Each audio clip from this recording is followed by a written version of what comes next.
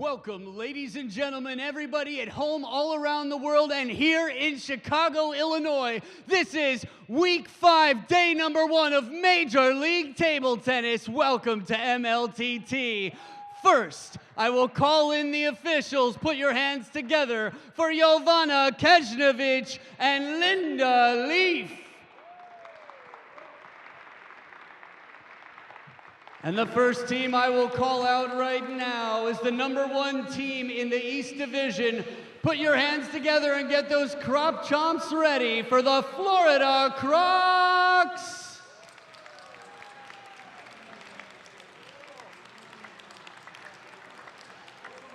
Ooh, birds be careful. These jaws are croc chomping hard. And now get on your feet and show some support for your home team. Stand up and make some noise for your very own Chicago Wind.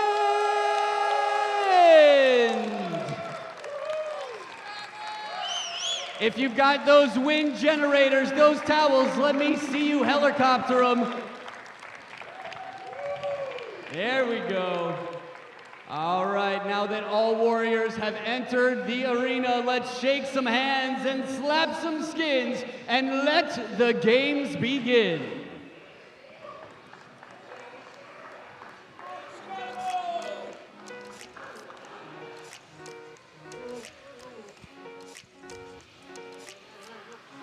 We welcome you back to the land of deep dish, the lovely city of Chicago.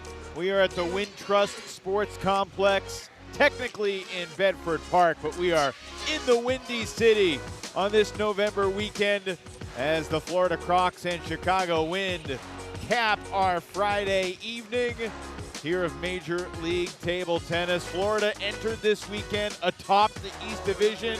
With a win tonight, they will stay in first place, but they need a win tonight because Carolina took down Princeton again in the Golden Game to create some more separation between the top and bottom of the East Division. It's great to welcome you into Chicago with Matt Hetherington. I'm Evan Lepler, and Matt, the Florida Chomps started that. The Florida Chomps, they're the Florida Crocs. You've gotten sucked in now. The Chomp has taken on a life of its own. What can Chicago do to prevent the chomping tonight? Honestly, these two teams have had the closest matches out of almost anyone. In terms of the singles and doubles, they've gone just 1 point of difference in both of their matches. And then you have the Golden Games, which have been as close as it gets. So if anything, it's almost a coin flip. It's almost 50-50. Unfortunately for Chicago, that coin flip has gone in favor of the Florida Crocs. I'm going to get stuck into calling them the Florida Chomps now. It's gone in favor of the Crocs twice out of their 2 head-to-heads already. Here's the lineup tonight. Some different matchups. I'll never get tired of seeing excited Daniele Pinto. He's always fired up with his facial expression. He's coming off a great weekend in Myrtle Beach. And look, Ojo Onaolapo will forever be the player that won the very first ultimate golden point in MLTT history.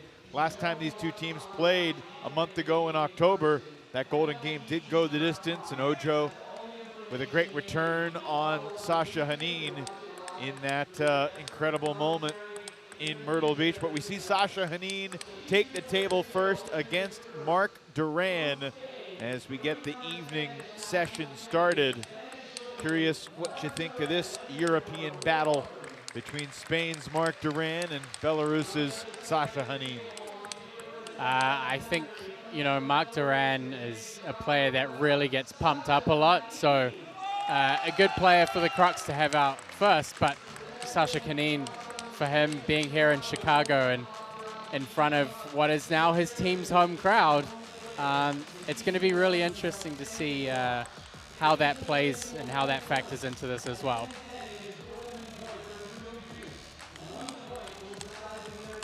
Mark Duran turned 37 in October from Barcelona. 12 times he's been a Spanish champion, 8 times in doubles, 3 times in singles, also once in mixed doubles. So far in MLTT, he's just 5-7 in singles. as he takes the table in the first singles match tonight against Sasha Hanin, who is 8-7 so far in singles and MLTT. Reminder of the format: 4 singles matches, all 3 games to 11. It is not win by 2. If it's 10 all, it's 1 point to decide the game. 1 doubles match, 3 games to 11 as well, and it all climaxes with the golden game at the end of the night. That's a couple hours away. For now, sit back and enjoy.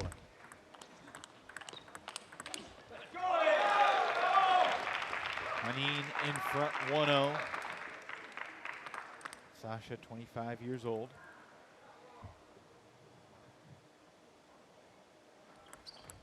Great serve return by Duran.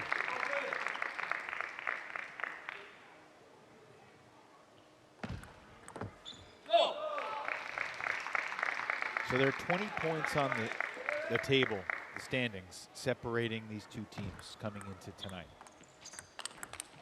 So you would think, well, Florida's clearly been the superior team. Entering tonight, Chicago has won 5 more singles games than Florida, which is hard to believe when you think about how dominant Florida has been. But it's been doubles, and it's been the golden game.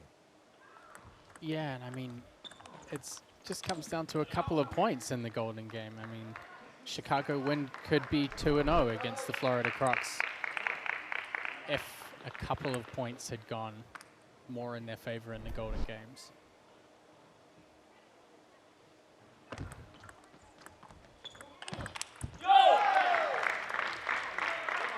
In fact, both times these two teams played, the team score going into the golden game was 8-7. Yeah.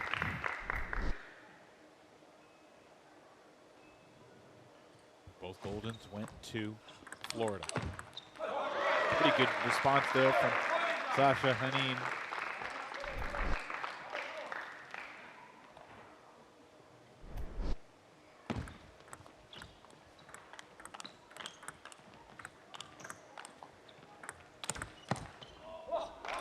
As we get into the teeth of this match, Matt, and really Daniel Gorak and Damian Provost are going to be huge factors for their respective teams. Both guys playing doubles match and the mixed doubles match, and then meeting in the 4th singles match right before the golden game.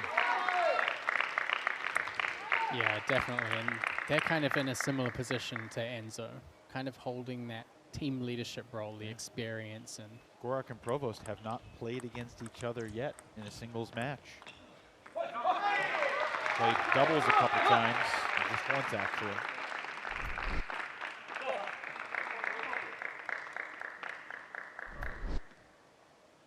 Five all. Duran getting really good acceleration and quite compact strokes.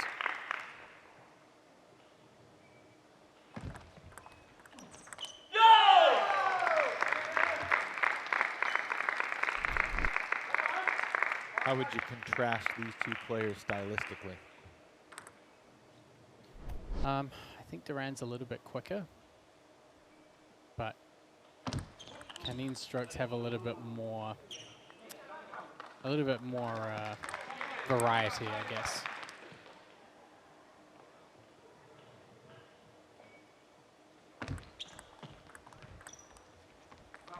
Did one of these two guys have an edge coming into this match, or did you look at it as pretty 50-50? I feel like it's pretty even. Yeah. Duran with a good hit. Yeah, I think if Duran gets going, his attacking game has a little bit more bite to it. So. Right on cue. Yeah, so Takes a chomp out of Hanin. the Florida Chomp. They're going to end up changing their team name at this rate.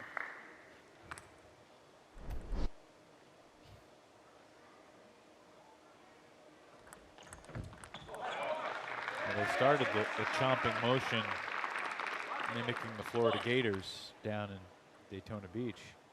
And I did confirm Gators and Crocodiles both chomp. case you were worried about that. How did you go about confirming that? I have my ways. My zoologist is always on call. Game 1 to Mark Duran. 11-7, and Florida strikes first tonight. Yeah, Duran's looking pretty confident out there, and again has those kind of short, sharp, compact strokes, gets a lot of acceleration in a short space of time, and if he's on and his shots are on, then he does get a good amount of acceleration and a good amount of power.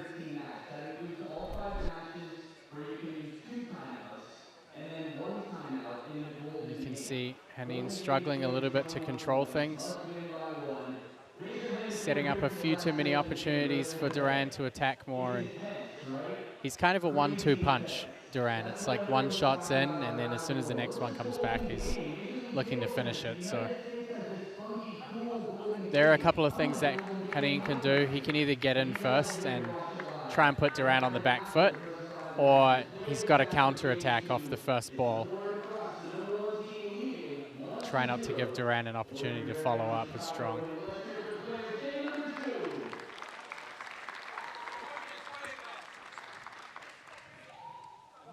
Duran up 1-0, serving to begin game 2.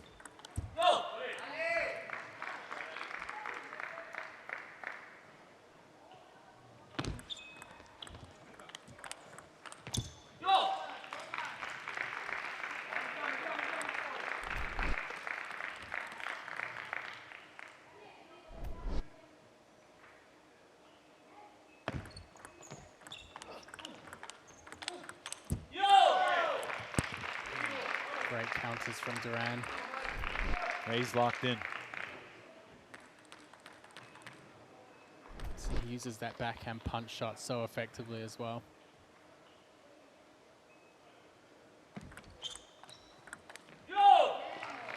What makes that backhand punch tough to handle? Honestly, it's almost the lack of spin on it. It comes directly at you, and a lot of the time if there's top spin, it's easier to block. Sometimes when a player punches the ball, it can almost have like a little bit of a backspin effect as well. So it can be quite an awkward ball. And obviously, it's also very fast and very direct at the same time. Haneen gets on the board here in game 2, but a deep ditch to dig his way out of after trailing 5-0.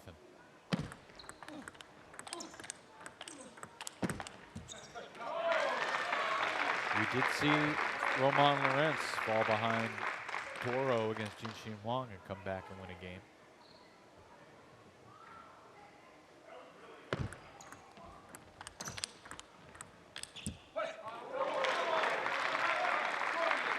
Yeah, I mean, that's the thing with table tennis. When you're playing games to 11, a couple of changes can change everything. I've seen players come back from 10-0 down to win games 12-10 before. And all you have to really remember is if you get into a situation where your opponent has ended up 8-0, if they can do it, then so can you. Yep. 4 straight for Haneen. Duran stops the run and stays in front.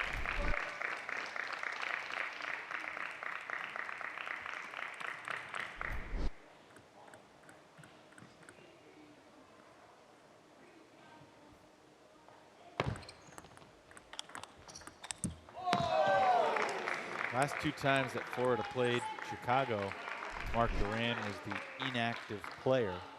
So this is his first time facing Haneen, first time facing the wind.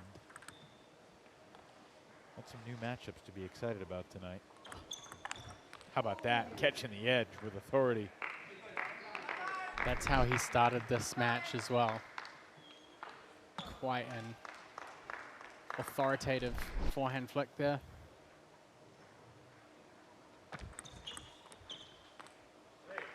Haneen almost looks a little tentative on those opening loops.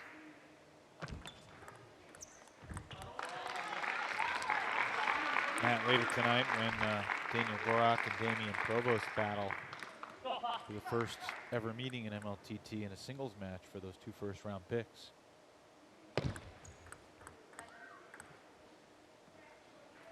Definitely a match to look forward to, that's for sure. Nothing tentative about that. Well, he's going to want to do a lot more of that. But if he does, then this second game is still within grasp for him.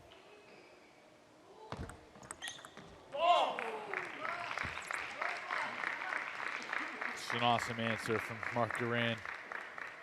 Set up more game points. That'll do it for game 2. Mark Duran with a strong opening statement to begin this evening match against Chicago. 11-7 and 11-6. That's why you'll see the players sometimes wiping their hands on the table near the net. They're drying their hands. Yeah, he's definitely looking quite confident out there, and certainly in a good position to give the Florida Crocs a great start here in this match. It doesn't have the usual top spin that the players are used to, that they use to make sure their shot. So I gave the stat earlier, but I'll mention it again. In the East Division, when a player has gone up 2-0, that player that's up has only won game 3 half the time. This is in 25 team matches. It's happened quite a bit. Flip a coin then. Yeah, I mean, really, that's what it is. Compared to the West, where 3 out of 4 times, almost, the player that's gone up 2-0 completes the sweep. I mean, my inclination, and I might be way off, is just that there's some more experienced European players that, you know, kind of dig in and don't get beaten down mentally by being down 0-2. But I could be off. You know, I think the Europeans have much more of a team mentality. I mean, obviously in the US, there are really not that many team tournaments, and it's a very individualized, very individual sport here, which is what a league like this is hoping to kind of change the story on. So the idea that you're not in it for yourself, you know, having lost the match, or being, you know, maybe losing 2-1, it doesn't matter. The fact that you can still have a chance to win a point for your team, that means something to them. Yeah. I mean, the math, obviously, 3-0, 2-1 is a huge, huge difference in how the evening plays out ultimately.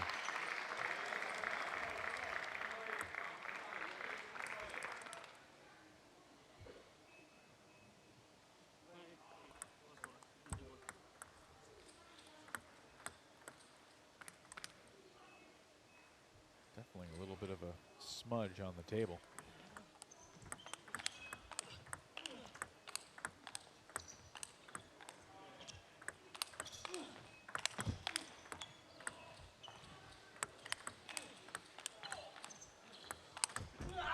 The point of the night so far. The amount of just weird shots coming from Duran to get the ball back on the table.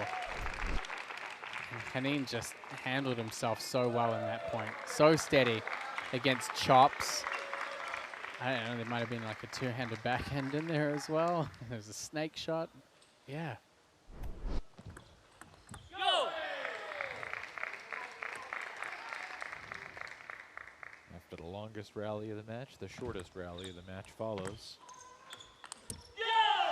And Duran able to take both his points on his serve to reassert himself up 5-3 as the players will switch sides here in game 3. Haneen trying to avoid getting swept.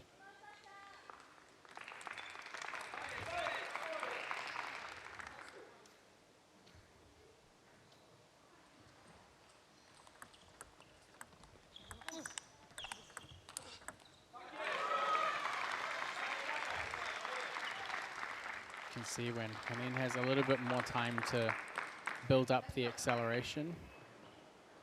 Playing some great forehands out there.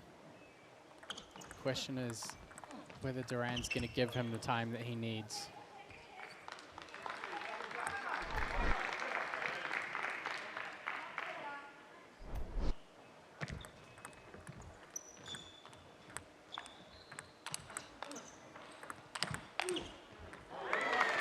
Sasha Henin has never been swept in a singles match in MLTT. 5 matches, he's won at least 1 game in all of them.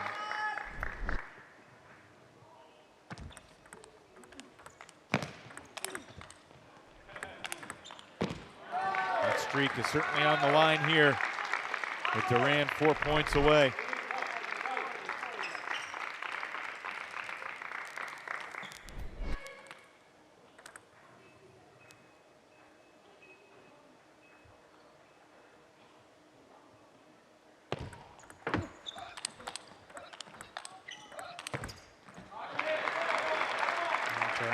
Backing off the table a little bit in these last couple of points. Certainly not where he wants to be if he's going to take all 3 games here.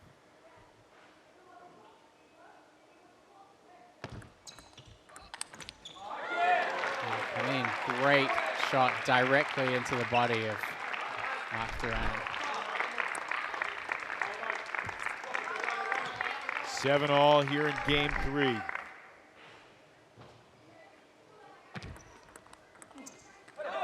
And Henin surges in front.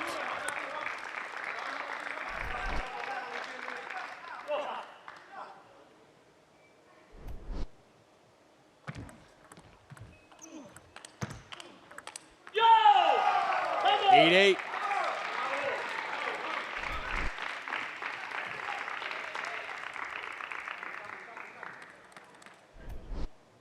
Rossier and Pinto are up next.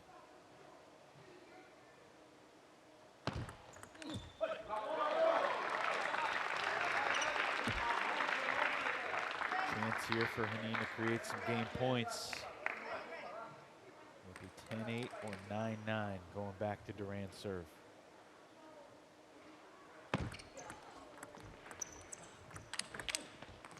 It'll be 10-8. Henin's certainly done a much better job of driving Duran back off the table in this 3rd game. Has made all the difference for him. And once again, here in the East Division, after a player falls behind 0-2, they battle back. Not over yet, though. Return wide, 10-9. One more serve for Duran.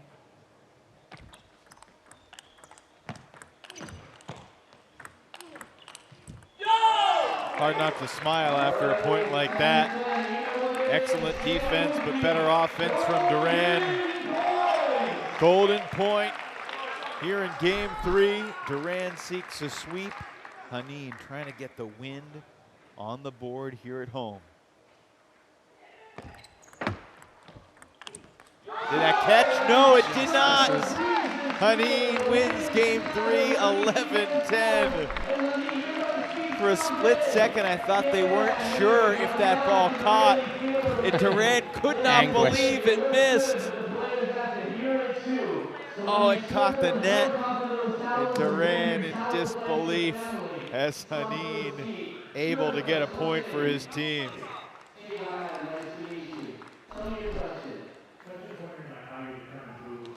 Marc Duran still gets 2 points for Florida, and he puts the headset on. Marc, it looked like from your reaction you thought that final forehand was going to be good.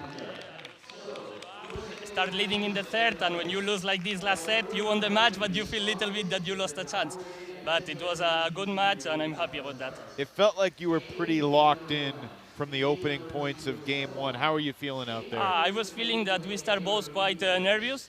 Maybe a little bit hard to start, but I feel he make more mistakes, and I start to play better. And in the end, he started to play a little better, and then he take the 3rd set. And for you, being in this position where you're going out first for the team, How is that for you? Is that a little bit of pressure, or does that give you confidence? Yeah, always. Normally, I like to start the matches, but also when it's the first match of the weekend, you are also a little bit more stressed. You don't feel the conditions still so much, so you are a little bit more nervous about that. But it was okay.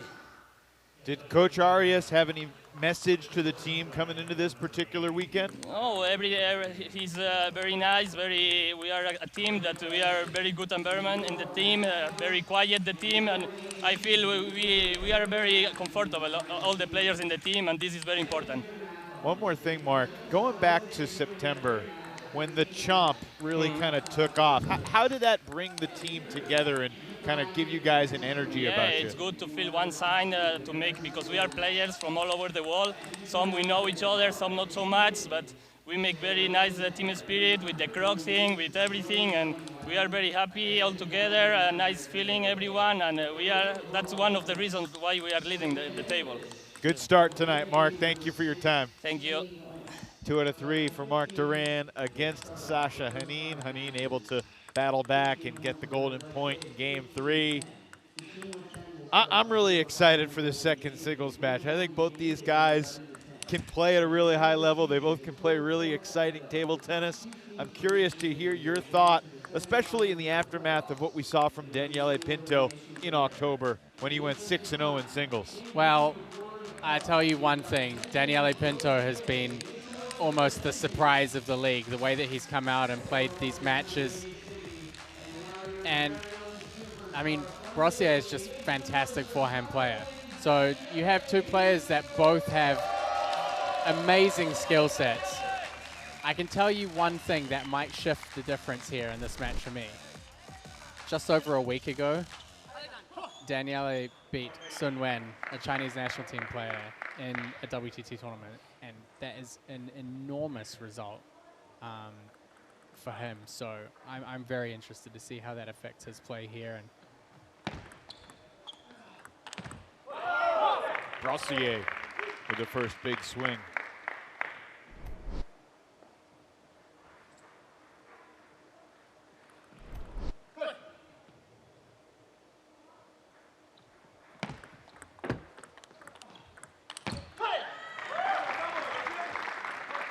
I mean, would you characterize that win last week for Pinto?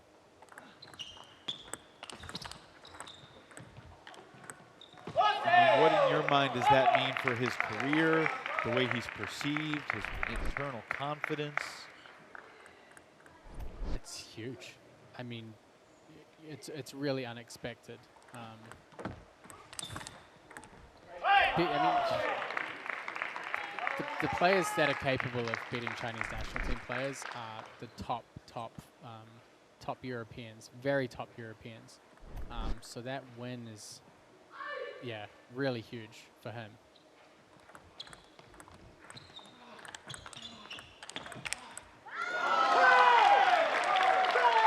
You said to me earlier today off the air that if you haven't played against the best in China, you haven't played against the best. That's, yeah, totally true. And if you can beat them, then that's something else on top as well. 3-all now. Pinto takes both points on Brossier's serve. That's a chance to take his first lead of this game right here.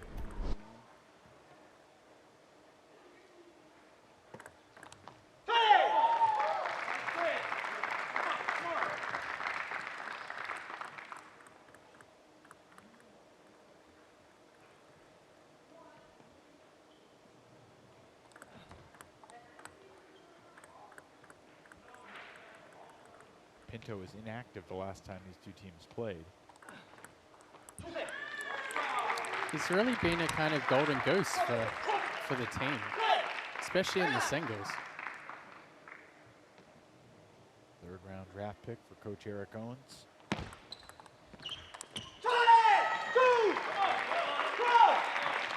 Five straight points after Brossier took a 3-1 lead. Brossier looking to get him with those step around forehands. Oh, goodness. What can you do about that? mean, if you even see that coming, then credit to you. But in terms of being able to deal with it, that's...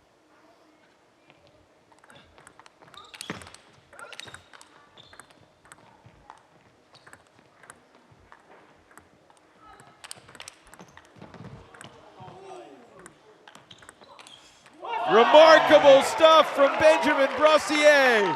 The Superman dive. We're going to need the extra super slow-mo replay to relive. How did he get back up from that? Look at that. He braced himself with both hands after he hit the ball back on the table and was ready to take the point. Incredible.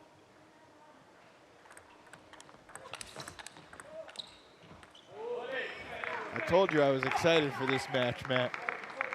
7-5, 2 straight for Brossier after Pinto had won the previous 6. I don't think we're done with the twists and turns just here in game number 1.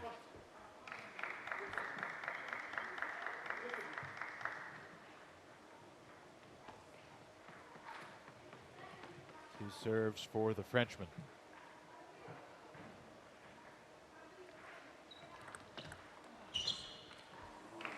Brossier within 1. Benjamin represented France in the 2016 Olympics in Rio.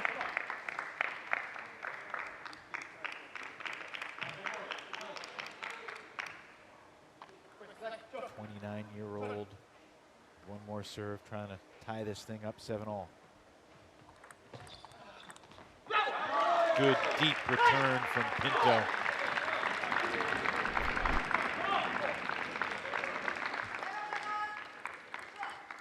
Good to see the audience getting a little rowdy for Chicago here.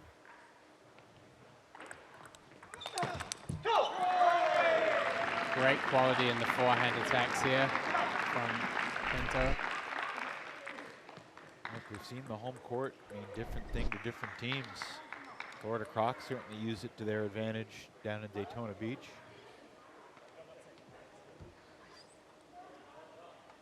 Texas Smash struggled in Houston a couple weeks ago in the West Division.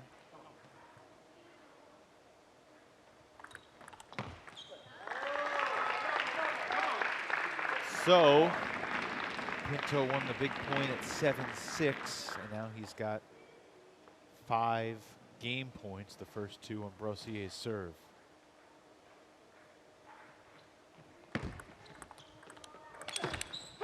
Pinto takes game 1. Very sharp forehands from Pinto. Alrighty, Chicago win. It seems like that thunder stomping and the towels up here making that win. There's just power. He got off to a little bit of a shaky start in September. But my goodness, has he turned it around.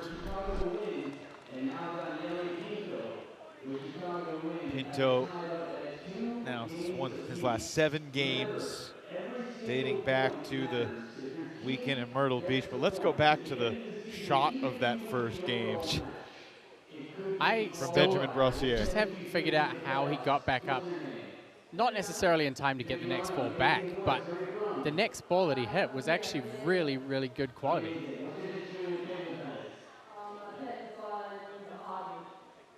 Like, look at the quality on this forehand and the balance after being on the ground. Solid. Do you think that ball by Pinto was so close to ruining his day? Did Pinto make a mistake not taking the ball off the dive with the backhand and running around it and giving Brossier a little bit more time to get up? Obviously, hindsight 2020. Yeah, I don't know. I mean, in a situation like that, it's such an unexpected reaction to a ball that your first instinct is probably, I better make sure I don't miss this one. You don't have diving shots sprawling out on the floor and then the rally continues and then you win the point very often. No. That is rare. So Linda Leaf in that first serve there, just wanting Daniele not to cover the ball with his shoulder.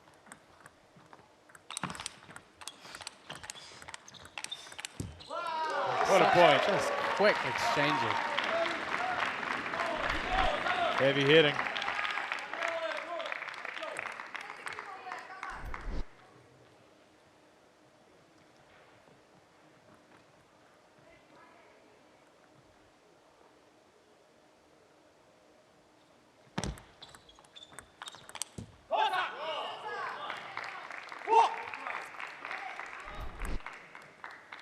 Brossier's got to start getting those, a few more of those forehand third ball attacks in.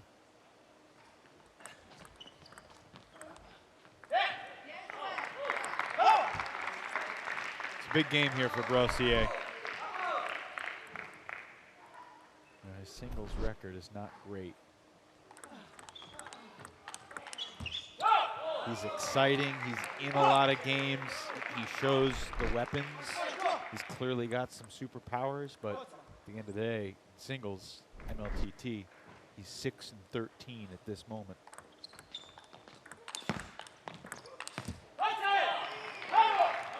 Yeah, it's tough. It's a tough game style when you're used to trying to cover a lot of the table with your forehand. As your career goes on, it gets tougher and tougher to cover the whole court. I mean, I talked about this with someone earlier today. The last time I saw Brossier was in 2015, and he was using short pimple rubber on his backhand. So, for the most part, playing quite short, compact strokes on the backhand and relying on his forehand a lot. But yeah, I mean, when you get closer towards 30, playing full table forehand is really hard, especially against a young opponent and a quick opponent like Pinto. Why does someone go from using the short pips 8 years ago to what he's doing now? I think sometimes it can just get a little bit restricting. You can't produce as much spin with them. You can't necessarily play as aggressively with them. And a lot of change back then with the ball changing a bit too. So. Ooh, Brossier tried to go behind the pack. Good reflexes in the front row. Van made a one-handed snag on this ball that found the crowd. I'll take that. He had his phone in the other hand too. Yeah.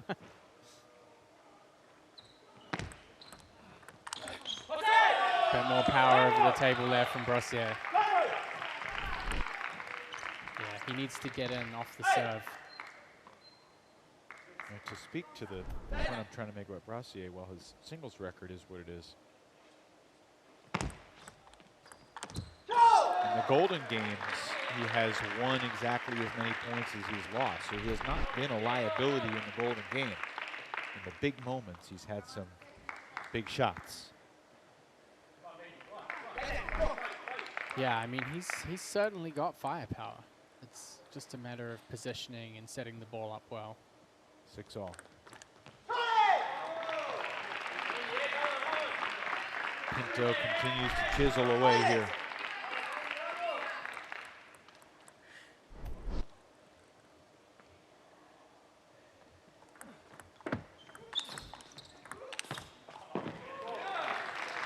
And again, the fact that Brossier is getting his paddle on the ball while leaving his feet is impressive, but it also shows he's in a disadvantageous position overall on the point.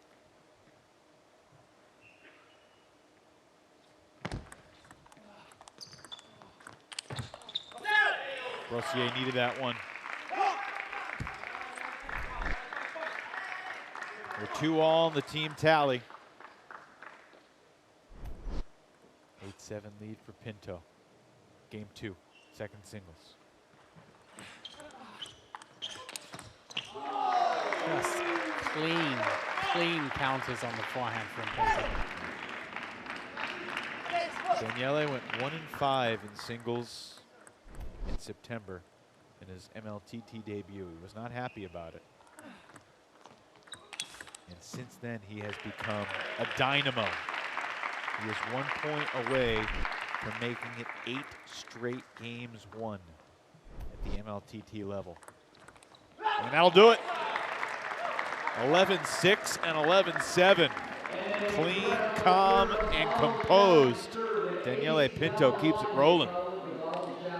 I'll tell you one thing, the the way that he plays is quite different from everyone else. You really, at this level of table tennis, would not expect to see that many long serves. You know, a lot of players, when they serve long, it's risky. You know, if you do it too much or you do it at the wrong time, you're giving the other person a chance to attack early. But he gets a nice little topspin kick on the ball and follows up on it really well.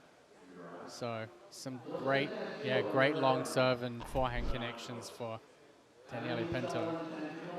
I asked Sean O'Neill this question. I don't know if you heard the answer. I'm going to ask you again. Compare the answers. If you're serving, generally, what percentage of your serves do you want to send long versus keep short?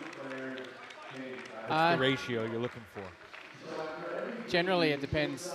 It does depend a little bit on who you're playing, but in terms of long, fast serves, I'd probably be serving like 5% or less. So yeah, to see this percentage of long, fast serves is rare, but it works so extraordinarily well for him. And if it works, you keep doing it, right? So Brossier has a job to neutralize the effectiveness of those serves. And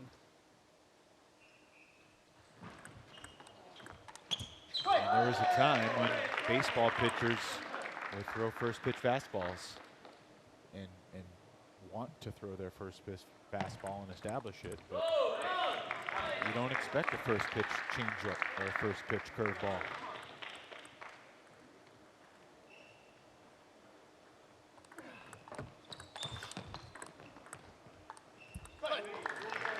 He's winning every which way right now. Getting some really nice angles too.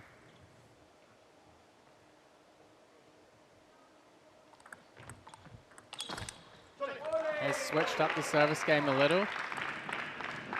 More short pendulum serves in there. Still going for the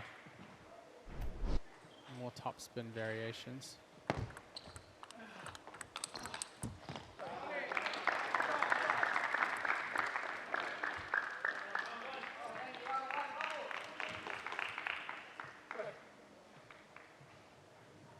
Lead here in game 3 for the Italian.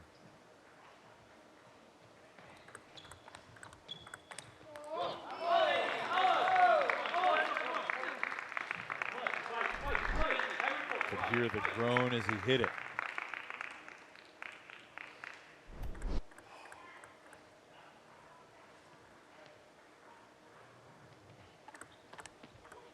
Oh, Brossier catches an edge. Will that shift the momentum here in game 3? We'll take it. And a service error. Suddenly that's 3 in a row for Brossier.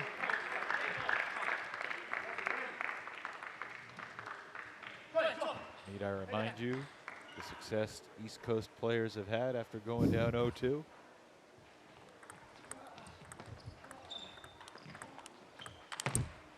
In case you were wondering, guys, Evan's going to have a novel out about this by next week. At this exact moment, in the East Division, players who are down 0-2 have won more game 3s than they've lost, just in the East Division. Not by many, but by 1. This is after what Sasha Hanin did against Mark Duran. I just think that's really interesting.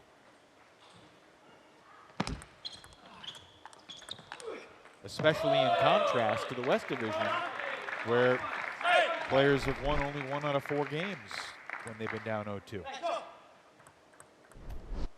Anyway, nothing decided here in game 3 between Pinto and Brossier.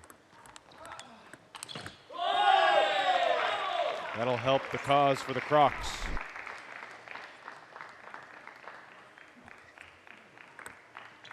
Confident forehand from the Frenchman.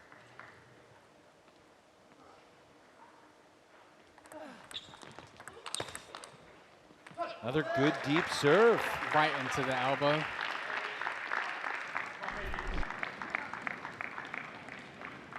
Had Brossier off balance immediately.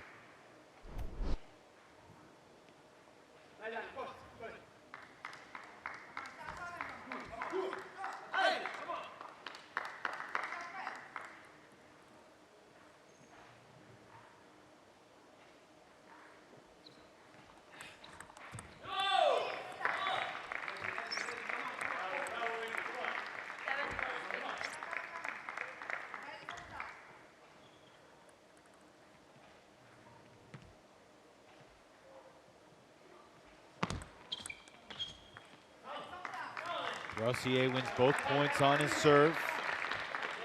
8-6 lead here. Back to Pinto's paddle.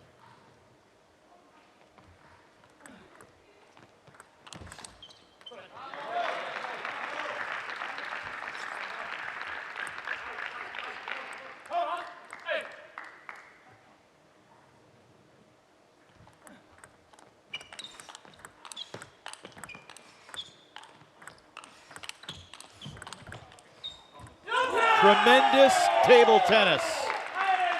Saved the best point for when you needed it the most. Just doubled down on that. That's a great play. Having the confidence to move up in the middle of that rally and really take command of the table made all the difference for Brossier there.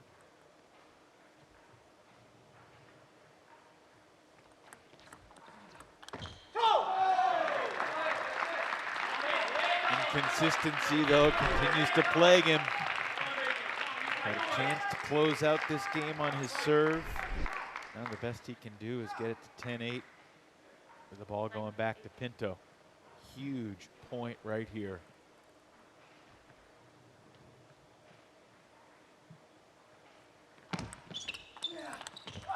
9-all.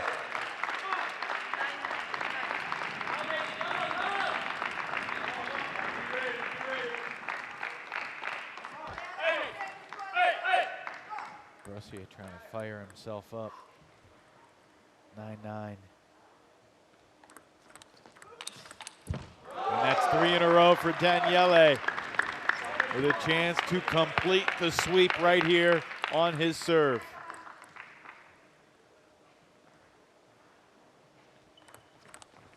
And playing it home, Daniele Pinto picks up 3 points for the hometown Chicago Wind.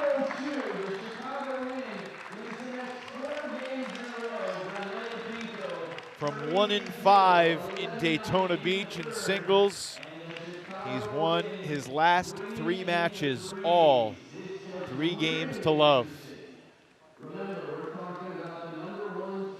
That was a hard-fought, hard-earned win against his fellow European, Benjamin Brossier. Daniele, well done. Congratulations. That was intense. Felt like you were locked and loaded pretty quickly. How'd you feel out there today? I feel good.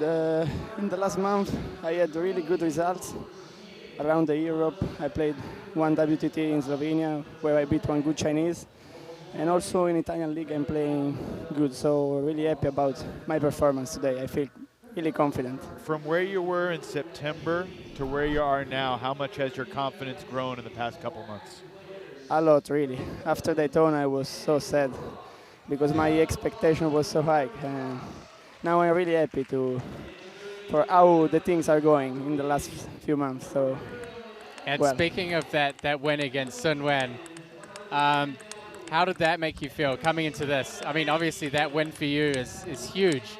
And so you must have felt so confident in your game coming back here. Yeah, well, I really didn't expect to win Sun Wen.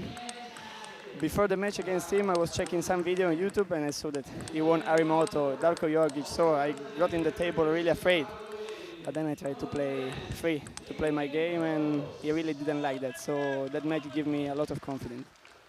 You were down 9-7 in game 3 here against Benjamin, and you scored the final 4 points. What was the key to closing out that match and getting the sweep?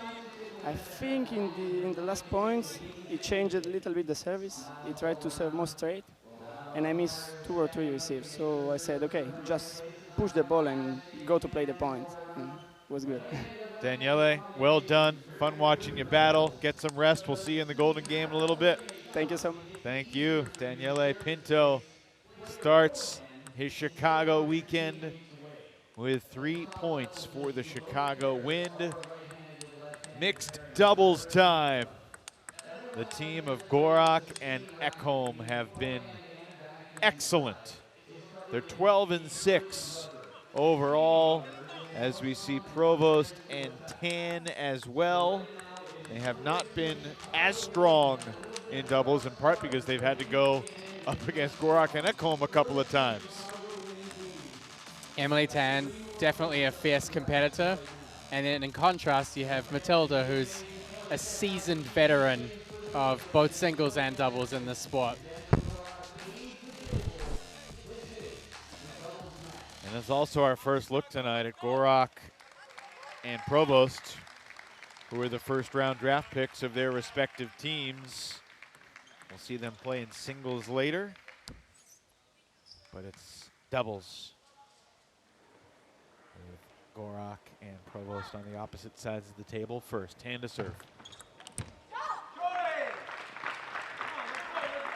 So this is the same combination that we saw back in week 1 with these two teams. I think Gorak and Ekholm won the first 2 games fairly comfortably.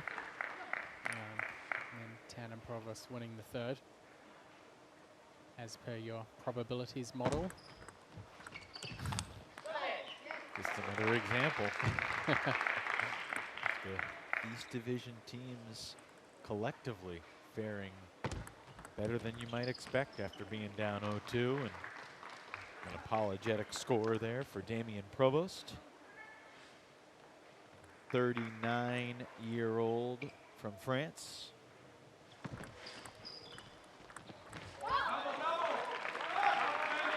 MLTT getting pushed all the way across to a short forehand there.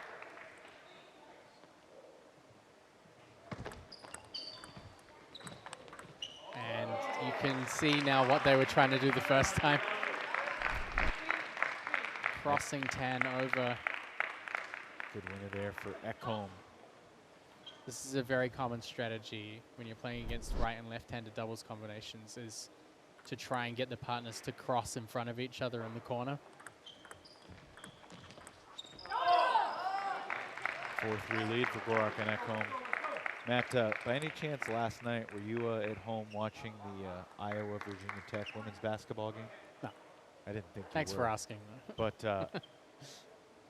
Matilda Ekholm popped into my mind during that game because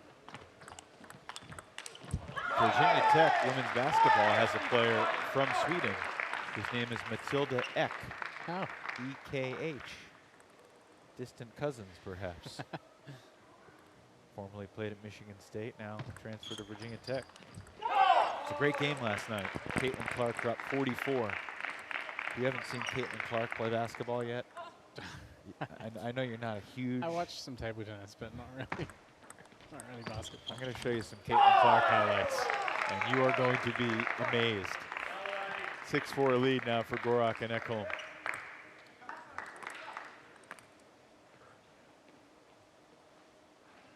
Ekholm from Sweden now lives in New York City.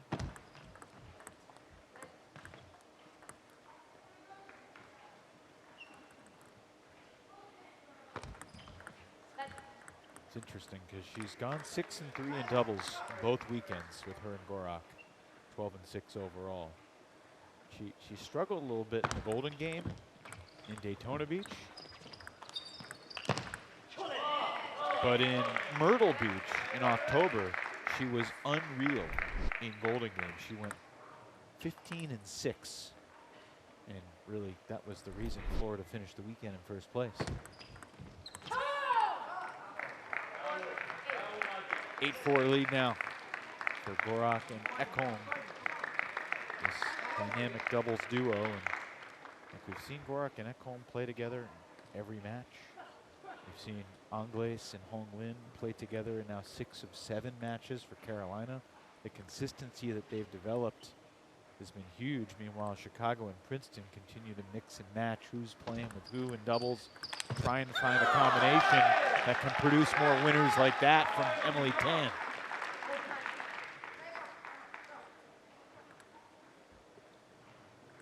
MLTT, definitely a player that can hit a hard forehand ball.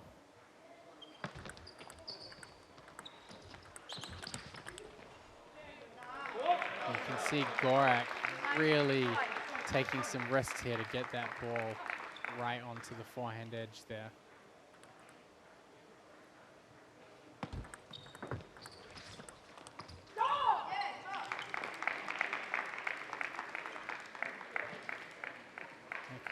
Gorak's experience playing well to their hand here in the first game. 11-5 to the Crocs. Pretty typical, pretty convincing.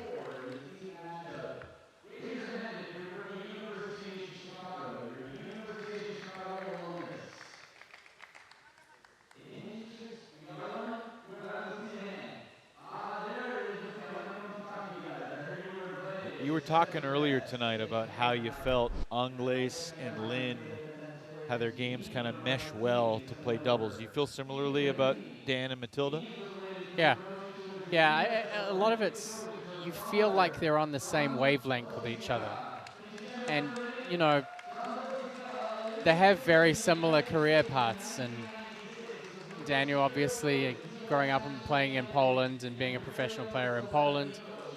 And then you have Matilda, who's in Sweden. Now both of them are here in the US. Daniel having obviously moved to Florida.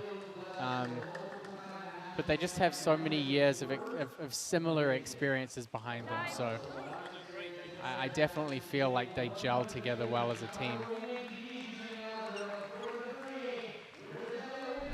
Gorak, 22 years on the Polish national team. 5 times he was national champ in Poland. Ekholm competed in the 2016 Olympics in Rio. 7-time she was the nationals singles champion in Sweden.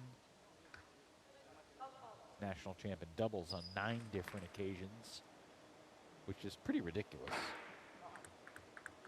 9 times, Mrs. Bueller. She has so many different weapons that she can use that they just fit so well for doubles. She has very good touch, very good ability to change the ball direction, add kind of unorthodox spins to the ball and things like that. I still don't know, I get why they apologize after it catches the edge. But like when I'm playing and I catch an edge, I celebrate. I'm so excited. I return hit the table. It's not going to make you any friends in this sport. It will at your local club. Great play back from the table by Gorak.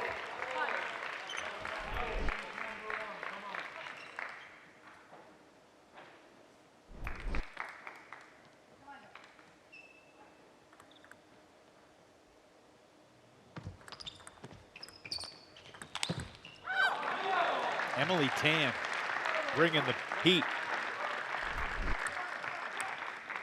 I mean, she can hit winners. She can probably hit the hardest out of the 4 of them. It's just a matter of whether Provost can get her set up for those shots, whether she can get her feet in place. Emily Tan just turned 17 in September. Senior at high school in Milpitas, California. I just had a conversation with her the other day about how quickly time's going by.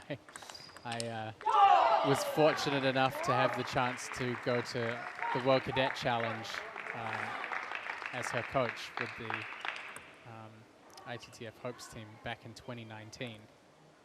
And so when she told me she was going to college next year, I thought, where did time go? What kind of player was she at 13? Temperamental, but but I'll tell you one thing about Emily Tan. She's the player that you want to have on your bench. If you're playing a match, she gets so hyped up for the team, on the table and on the bench, then and now. That's cool.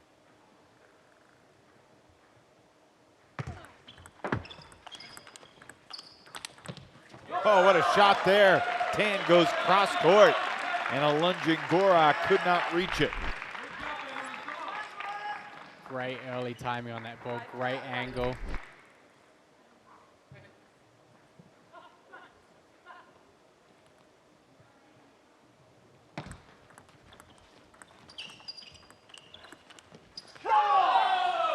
Provost has got to put a little bit more pressure on. And this is a big moment in this team match for the Chicago win. They don't want to just cede 3 points in doubles and fall behind again.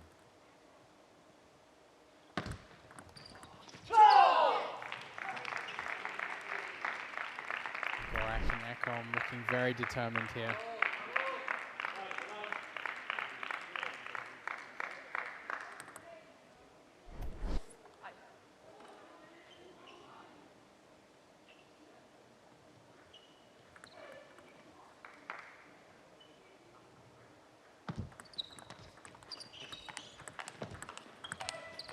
Great forehand opening there by Tan. Good follow-up from Provost.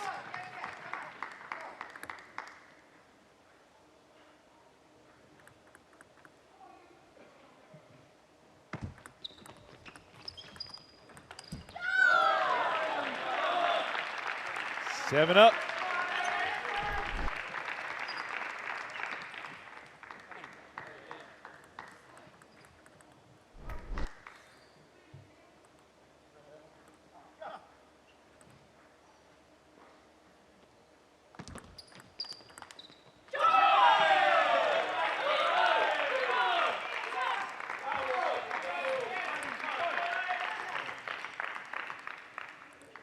The volume of the celebrations are getting louder, which tells you something about how much these players value each of these points. More great openings from Emily Tan. Look at that backhand loop. Solid play.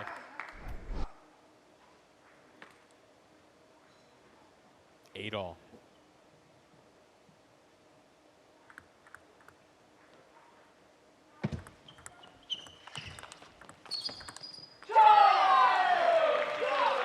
A little bit caught out of position. Gorak and Ekholm have talked a lot about their mental toughness, their combined experience, ability to handle these big moments. And yet again, the Crocs doubles team with some clutch shot making to set up game points.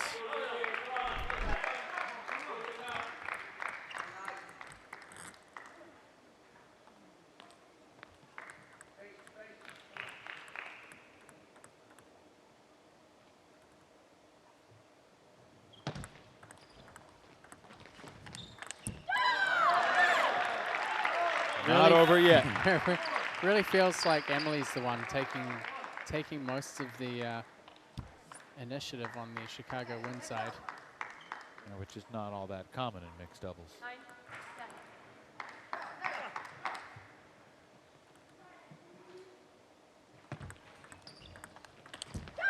10-10. It'll be Gorak to serve.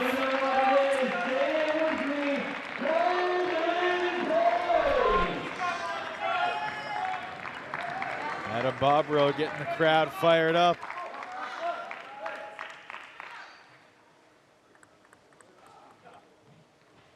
Can the Crocs do it again?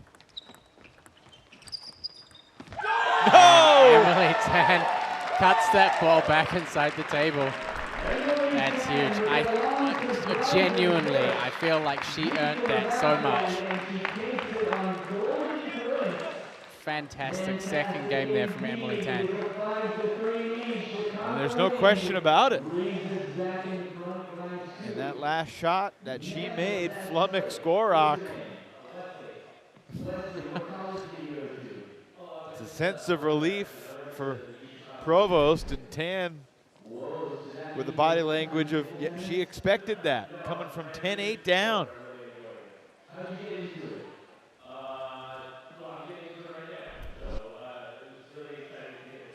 So great stability still here from Gorak and Ekholm, but Emily Tan was the aggressor really in this second game, making some really positive forehand drives, solid openings against the long backspin balls. She really kind of brought the level of the pairing up and carried them home at the end of that second game. She should be pretty happy with her performance in that second game, and if she can bring more of that to game 3, we'll see how that goes. Of course, they're going to change the serving order a little bit, so. Emily technically at the bottom of the MLTT power rankings coming to this weekend, but that comeback win will help Gorak and Ekholm due to their doubles performances and Golden Game performances. They're 2 of the top 11 players right now in the MLTT power rankings. You can see all the stats, MLTT.com/stats. Shouldn't say all the stats, some of the stats. Some of the stats are proprietary play-by-play announcer creations that you have to tune into the broadcast to hear.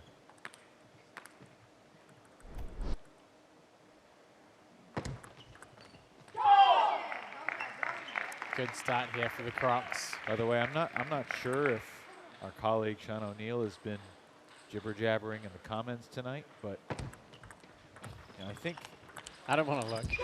you may not realize this, Matt, but I think you hold the record for most YouTube comments in a single night of an MLTT stream, but Sean's coming for you this weekend. I know that for a fact. He's coming for you.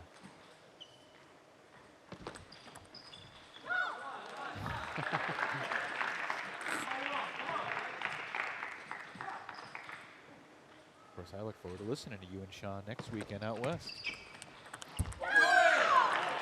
It's been a while. It's been quite a while. So I'm looking forward to that little reunion as well. A couple old crusty former USATT communications directors communicating. Crusty is accurate. I shouldn't say that for Sean. But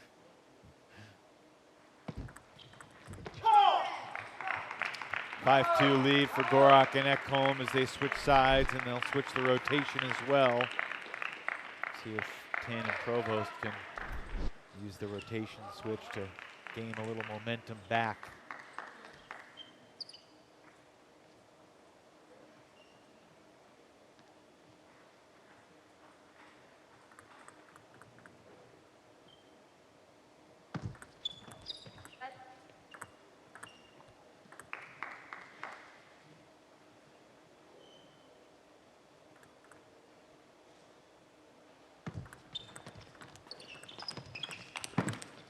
Big forehand from Gorak.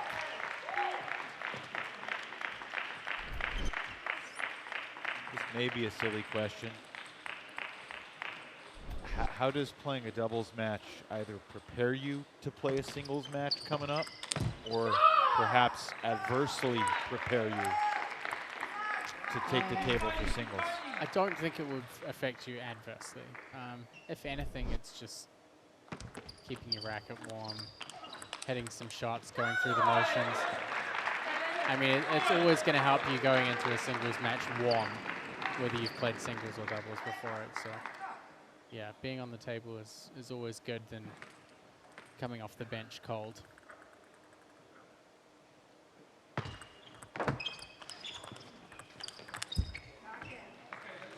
Ekholm doing a good job of finding Tan's backhand.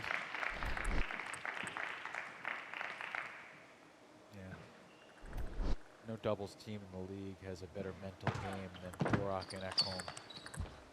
Both in their ability to stay focused and locked in, not ride the roller coaster of emotions, but also, as you said, the shot placement, knowing the scouting report of their opponents and taking advantage of their weaknesses.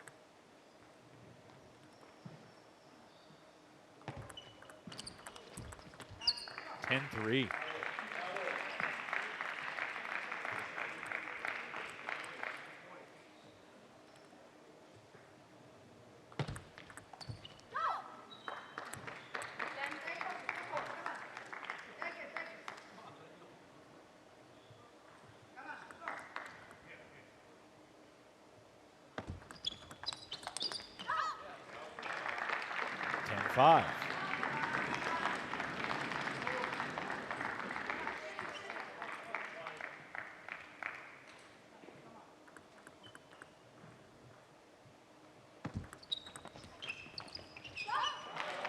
6.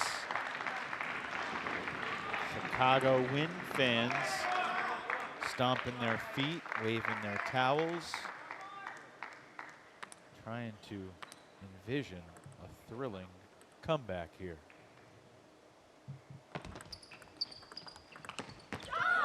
10-7. Only 10. Timeout, Crocs.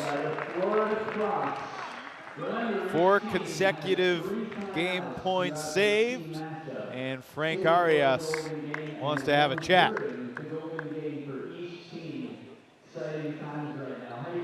I'm a little surprised. I feel like you only have one timeout. One timeout or two? You need 2 timeouts. Yeah. Are you trying to say that you would have trusted Gorak and Ekholm to finish that? I would have, personally.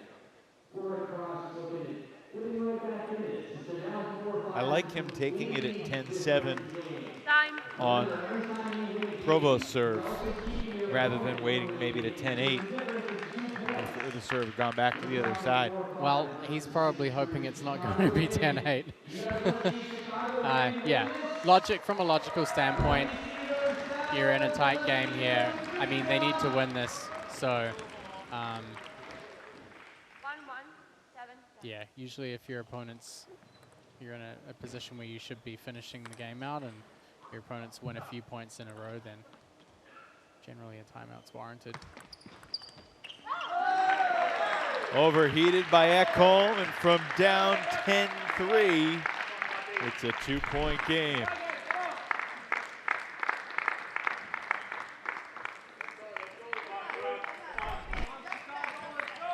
We have seen some wild comebacks, but I don't believe we've seen someone score 8 in a row after trailing 10-3 yet in Major League Table Tennis.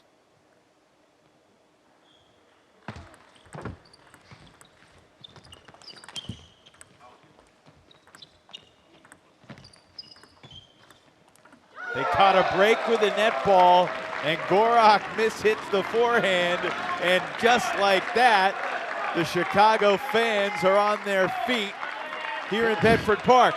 The look on Damian Provost's face right now says it all.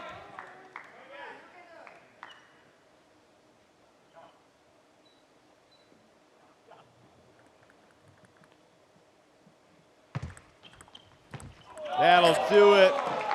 Tan can't believe she left the return short.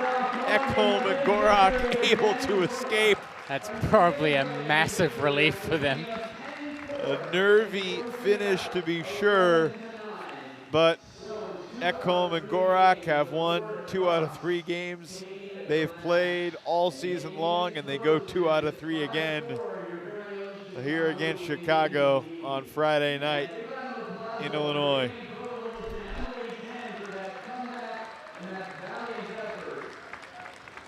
Matilda Ekholm will pop the headset on and have a chat.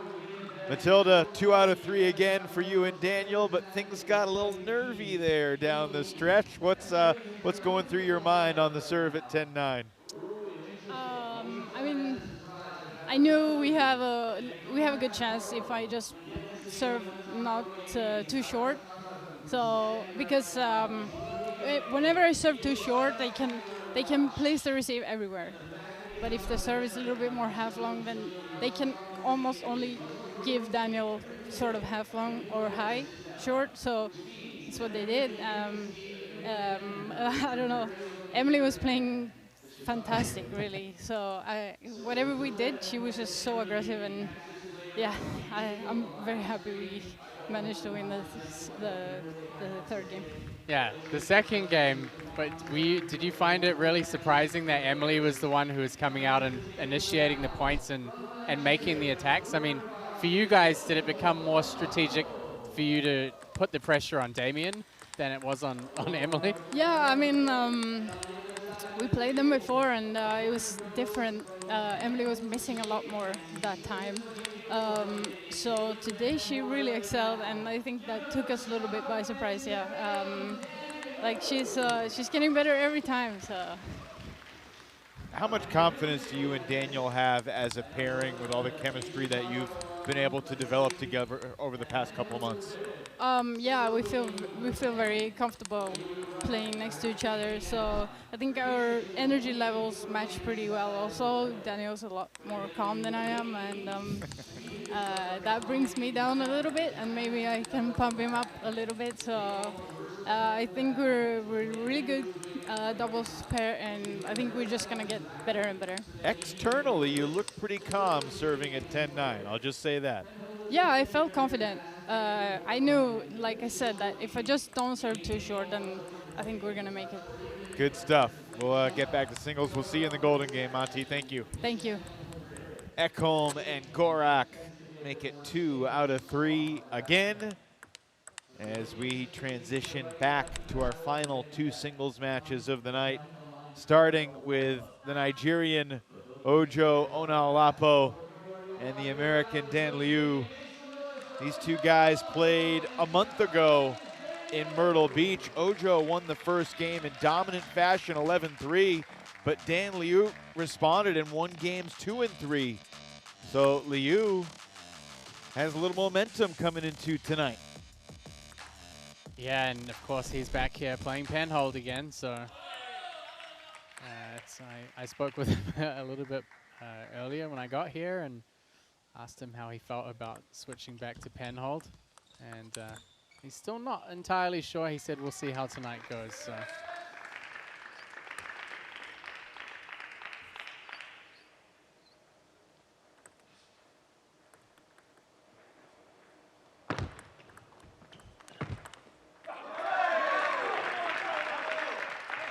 Great rotation on the first ball from Dan Liu.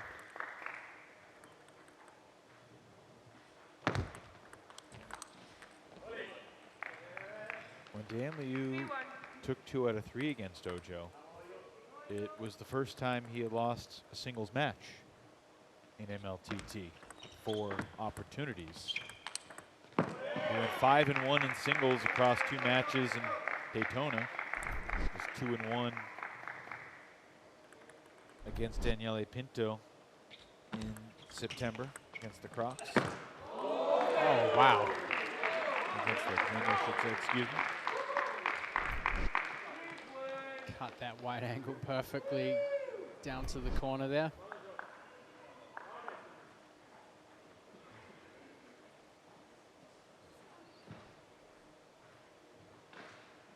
So Ojo's going to be out here looking for a bit of vengeance, sounds like.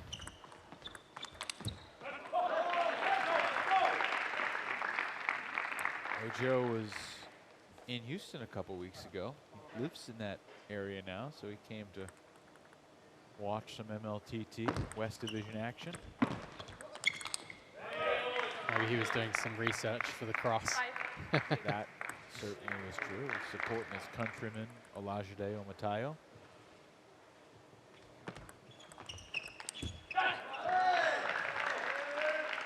Fun all-African battle we had between Omatayo and El-Sayed Lasheen a couple weeks ago.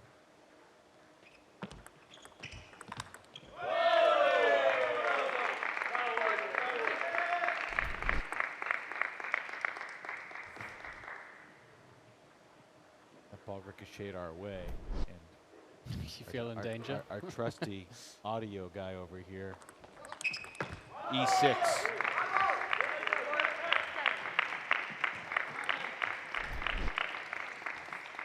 I don't feel in danger. I'm excited. Wish I brought my baseball glove.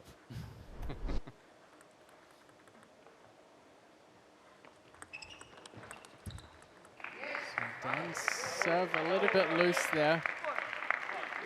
Ojo is really a strong power player, especially on the forehand. And if you give him any ball that's going long, even if it's just going over the table edge, you're going to deal with either a lot of power or a lot of spin.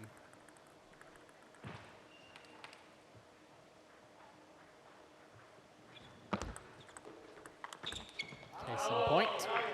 So the MLTT power rankings are a bit of a work in progress, still honing the algorithm, figuring out how to weigh singles versus doubles versus golden game versus ranking, etc.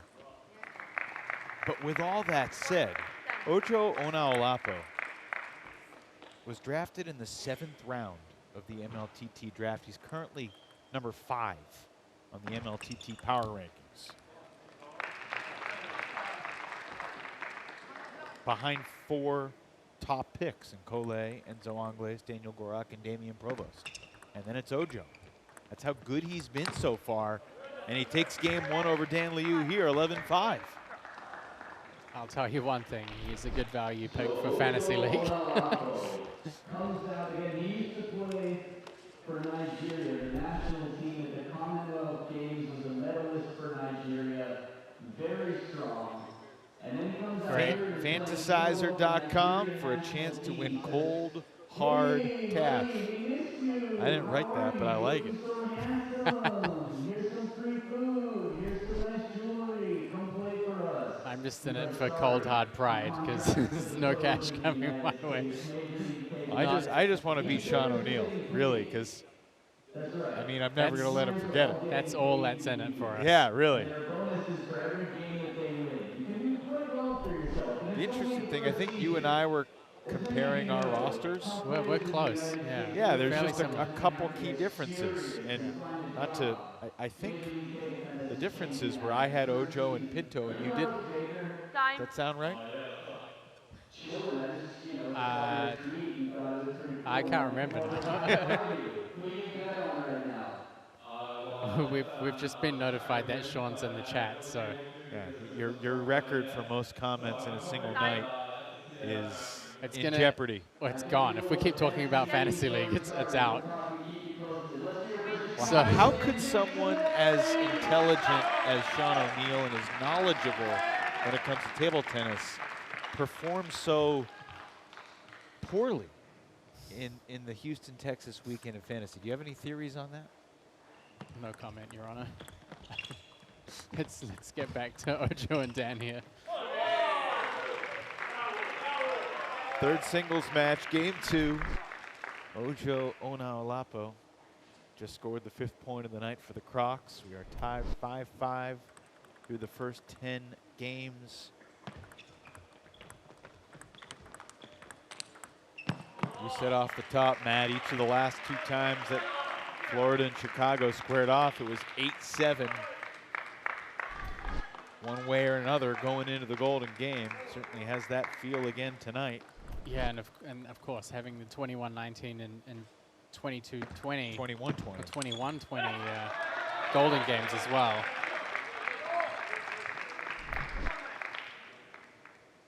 I will never forget Ojo Onaolapo's return winner against Sasha Hanina in the first ever ultimate golden point last month in Myrtle Beach.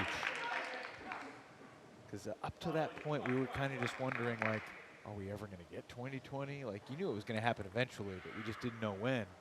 And then all of a sudden it happened. And you know, both guys come back to the table. And for Ojo to return the serve with such tenacity, it was staggering. And it changed the weekend for both teams. Changed the season. If Florida doesn't win that single point, they come into this weekend in 2nd place behind the Carolina Gold Rush. Yeah. That 1 point. I mean, that's the exciting thing about this league, is that 1 point can make such a big difference. And Exciting. that's It's also cruel toward the loser. well, you know, such is life, right? Yes, it is. That's what puts you on the edge of your seat, that every point really does matter. 5-3 now to Ojo. Dan Liu was able to turn the tide the last time these 2 guys played. What would you like to see from Dan to try to replicate that 2nd game success he had in Myrtle Beach? He's got to play a little bit tighter, I think. We've seen Ojo opening up quite strong. And when Ojo opens up strong, a lot of the time he also follows up strong, like you've seen just there. And so a lot of it's about neutralizing that first ball or trying to get him playing counters or maybe even blocking if possible. So, but you know, Dan looks like he's having some issues with his first openings. A little bit frustrated there.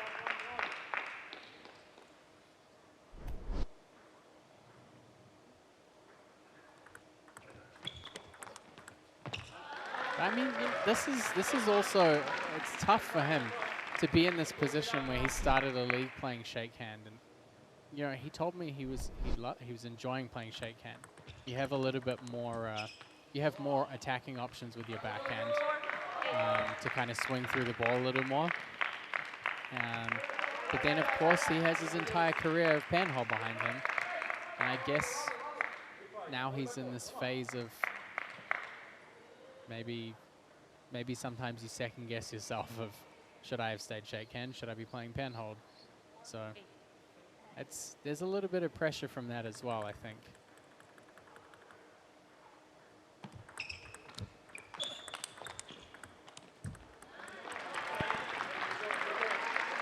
But yeah, I mean, if he can get his forehand quality like that to start the point, his chances of winning the point go up significantly. So.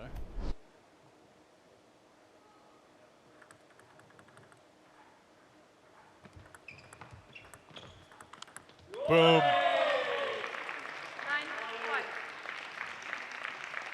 Strong finish from Onalapo.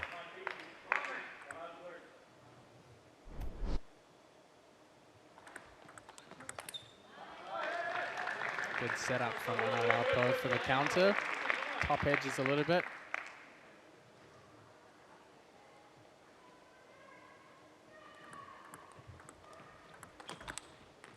That's a better play, better pressure from Dan Liu.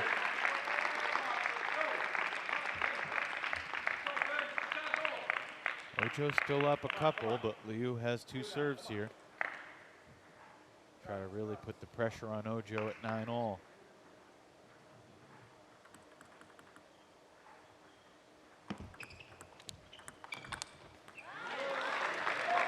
Starting to do a better job of picking up those forehands over the table a little bit better. Better weight transfer.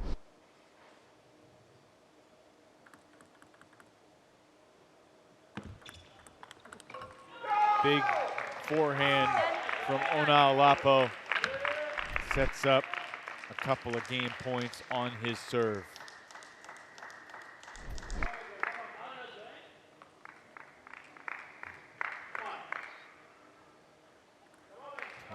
Year-old Nigerian looking to take a 2-0 lead. Missed it. Got to admire the commitment to the tactic. 10-9. Switch to the backhand serve here. How about that? Changes up the tactic at 10-9 after he had been comfortably ahead. Liu fights back, but it's not enough. And Ojo takes the first 2 against Liu. We actually saw when it was 10-8 that Coach Frank Uris was on the bench motioning for that backhand serve. Good coaching tactic from Frank Arias from the Dominican Republic.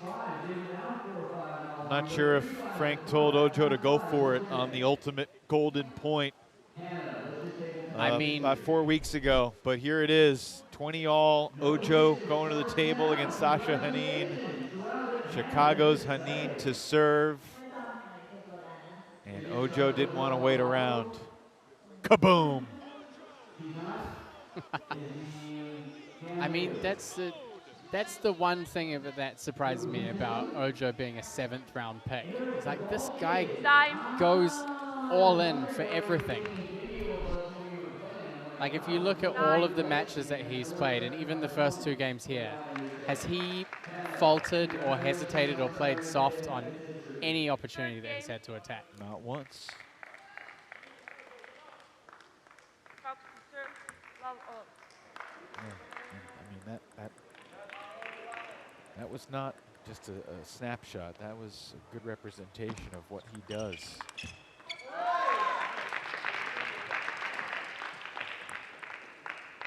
Now Lapo is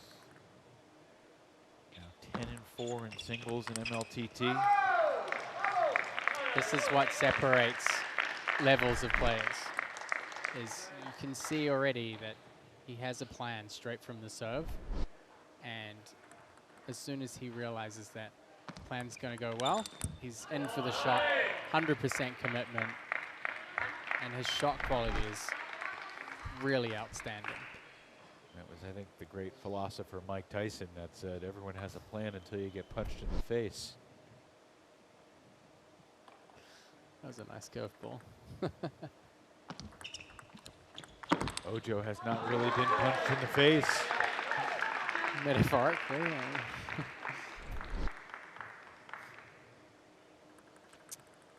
Well, if there's going to be a metaphorical one, it will be a forehand like that one from Dan Liu. So he's going to need to do more of that.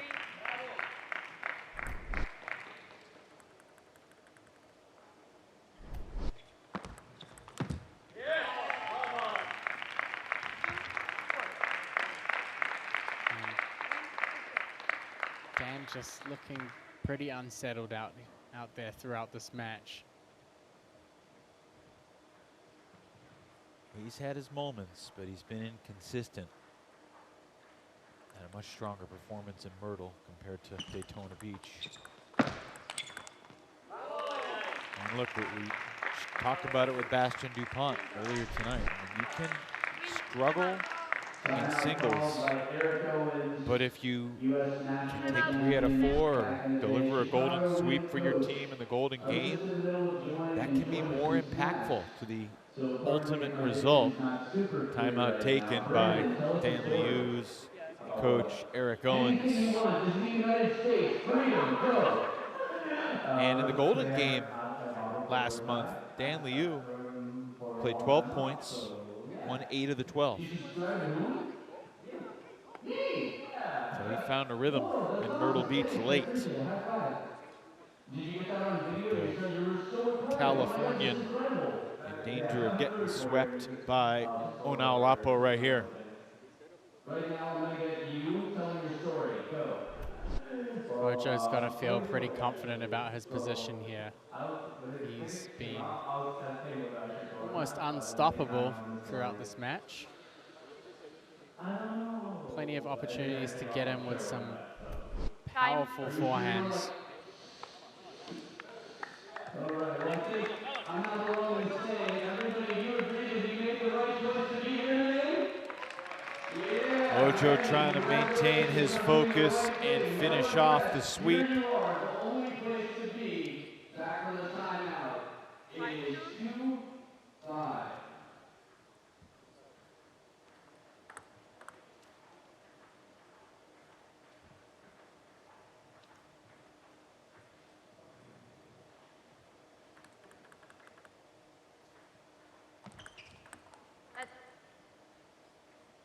Ojo got a 3-0 sweep over Jeremy Hazine in his MLTT debut back in September.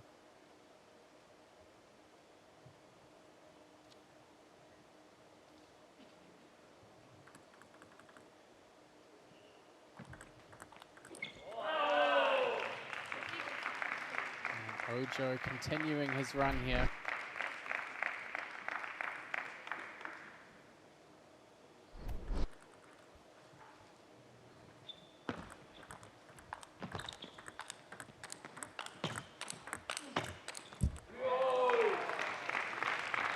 Pretty good hitting both ways, but like most of the big points tonight, it's gone Ojo's way.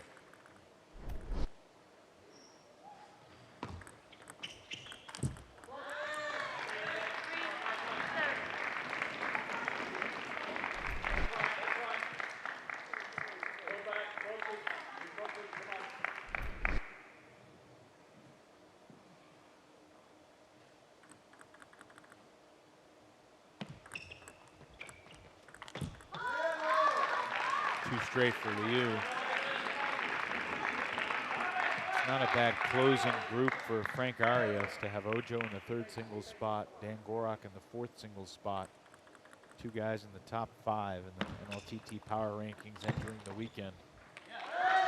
Nice sharp backhand loop there from Dan Liu.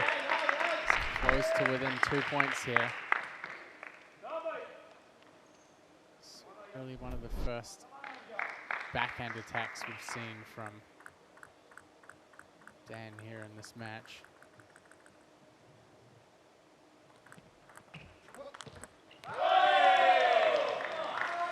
Just shake your head, the quality.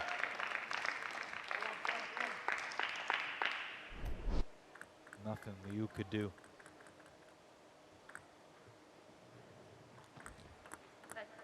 Going to the backhand serve again. It's a very deceptive serve. Liu able to fight it off. Arias reading his lips, clapping his hands, said, good play, good play, good play. He liked the tactic, even though he didn't earn the point.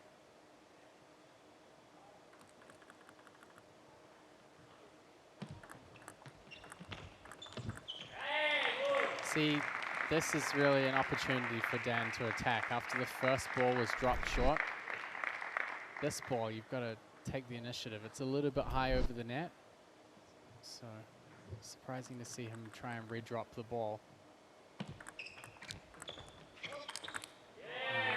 Just too many opportunities for Ojo to attack, and where Ojo's attacked, Dan Liu has had few answers in this match for him.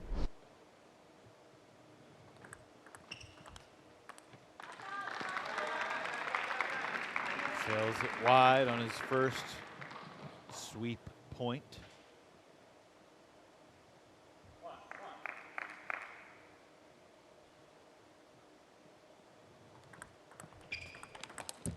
That'll close it out though. Ojo Onaolapo continues his remarkable run. MLTT singles. Great confidence. I think he kind of set the mood from the beginning and just steamrolled through it and kept going. Didn't feel that Dan was able to adapt too much. 11-5, 11-9, and 11-7 as Onaolapo outduels Dan Liu. Ojo, well done, my friend. Impressive stuff. How are you feeling out there on the table tonight? I feel so good. You know, I played with him last time in South Carolina, which I was 1-0 up. Then I just lost focus. So I have it in my mind that this time I'm just going to take my time, just do what your coach told you to do, and just focus and be able to win 3 points for me. So I'm so happy to be able to do that. Just watching that match was almost like watching a masterclass. You played so many great forehand loops with such good power. What was your focus on the serve and receive to allow you more opportunities to attack? The last time I played with him, after I won the first game, he played a lot of short ball with me, which I couldn't be able to, to return the ball back. But when I get back, I'm like, okay, you just have to work on this, so that, because in my mind, I know they're going to play with him again. So I'm just like, okay, just work on your short ball and see what's going to happen. Then I'll be able to play a very good backhand today. Like, just keep it short. He's going to pop it up. Just play your backhand slowly, and it's going to work for you. Ojo, we noticed your coach, Frank Arias, making the backhand motion to go with the backhand serve. What are you trying to do with the backhand serve to change it up? I know that if I sign backhand service, I'll be able to get closer to the table. So, and I know a lot of Chinese players that don't like to play against backhand service, so I just keep it like that. Good deal. Ojo, last thing, I don't think we've spoken to you since the ultimate golden point that you had a month ago against Sasha. I mean, how many times have you kind of relived that moment in your head to win that point the way you did? I mean, it's a great moment. I keep watching it every time, and even put it on my Instagram. I'm like, okay, see what you did in 2020. I'm like, okay, because I'll be able to do that because I believe in my team. Like, no matter what, I just say, Ojo, just do what you have in mind, and I just go for it. Maybe in about half an hour, it'll be you and Sasha again at 2020. You never know. I will see about that. Go rest up. Congrats on the 3-0 sweep, Ojo. Thank you so much. Ojo Onaolapo. Well-spoken and well played. Yeah, for me, I think that match was, if there are left-handers out there watching, I think that was quite a pleasure to watch.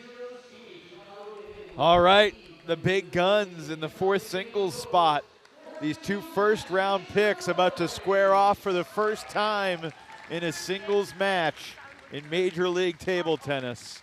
Daniel Gorak for the Florida Crocs and Damian Provost to serve for the Chicago Wind. Now, it is very, very worth noting that 2 weeks ago, right here in Chicago, Daniel Gorak won a tournament and became the highest rated player in the US. So right now, he's the man to beat.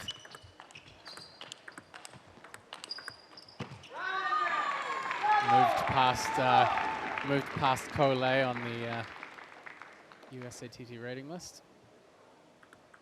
Does anything surprise you about what Daniel Gorak is doing at the age he's at, in his early 40s? No, dude, look at him. He looks younger than me. That's a great answer. I'm going to send him an invoice for that later. What, if anything, can Damian Provost do here to ruffle Daniel's feathers a little bit? A lot. I mean, I feel like Damian's a very unsuspecting player. You know, sometimes you look at him and it doesn't look like he's doing much. But his ability and experience to play against players that are coming out of Europe that are this level is quite high. He's very tactful. He has a lot of experience over decades playing against top European players. And yeah, he's good at also staying close to the table and controlling and countering. So yeah, I mean, he's had some great matches here in MLTT as well to prove why he's a #1 draft pick. Took 2 out of 3 from Enzo Angles on his 39th birthday last month.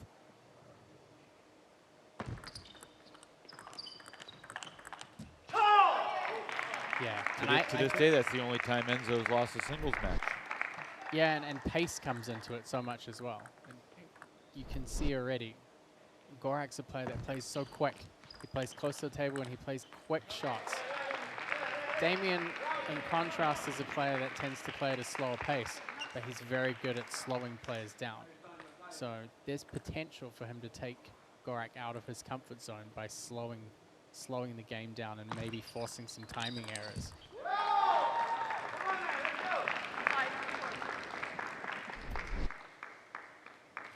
Gorak's gone 5-1 in singles against the Wind, but those were against Dan Liu and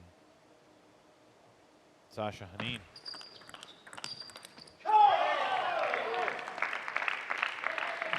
Meanwhile, Provost has gone 5-1 in singles against the Crocs. That was against Brossier both times.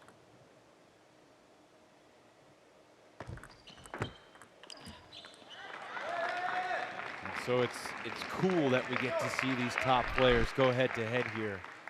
There's been a vibe from coaches really across the league where they almost try to protect their top players. Matching up their A player with the opponent's B player. As a fan, I want to see the #1 guys square off. We saw that in October when Enzo and Gorak battled. And Crocs fans are here with their Florida Crocs shirts in the front row. Bucking the trend a little bit amongst these Chicago fans. Have you ever seen a crocodile holding a ping pong paddle? Do I even need to answer that question? How shocked would you be if I said yes? You know, it's Florida, right? There's a lot of crazy stuff out there. A lot of crazy stuff happens. And how about this? Provost, 9-5 lead on Gorak. These guys ranked 3 and 4 in the power rankings coming into tonight.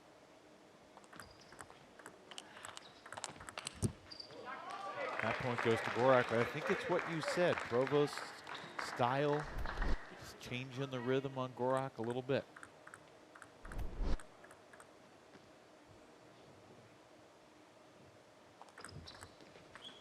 Good serve. 9-5 to 9-7.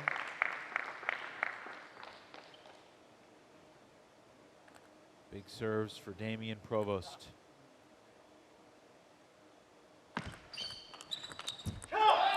Good opening from the elbow to the elbow there.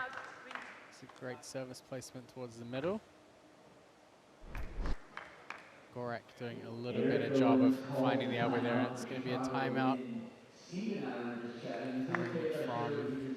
If you were Eric Owens, what would you say to Damian Provost right now? It was 9-5, now it's 9-8. I mean, he's got to stick to his guns. I think it's a lot of it's about placement for him. So, you know, he's very steady once he gets into the rally, but he doesn't want to let Gorak find opportunities to throw him off balance. So, you know, you can play a passive game, but you still have to put pressure on your opponent. So I think that's a key factor for Damian, is staying in control, but putting some pressure behind every shot. And now he's coaching your own Chicago Wind. It's Damian Provost with a 9-8 lead. It's getting tight here, guys. Yeah, let them know. We've already seen 4 different games over the course of the evening go to golden point at 10-all. Might this be the 5th?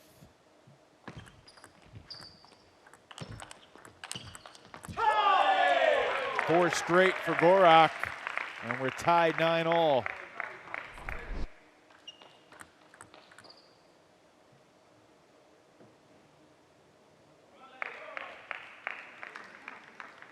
You could see Provost from that angle just backing off the table a little bit more and more as the point went on. Needs to hold his weight forward a little more. 5 straight for Gorak.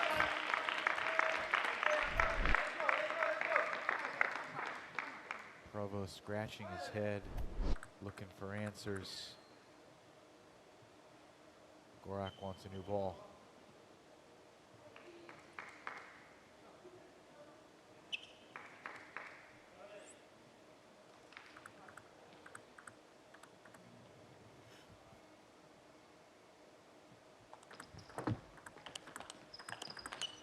What a comeback from Daniel Gorak. He trailed 9-5 and he scores 6 straight to take game 1.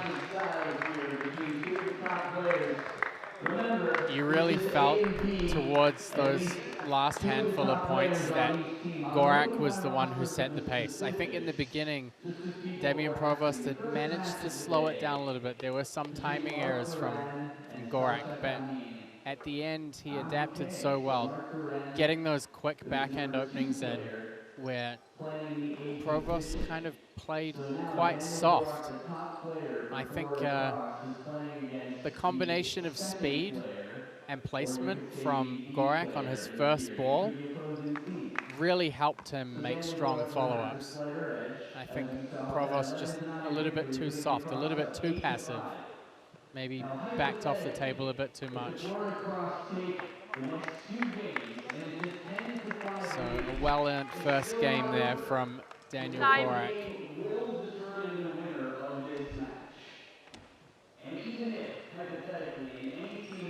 Time.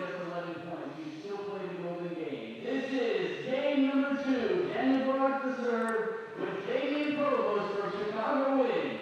Second game. Crocs to serve. Love all.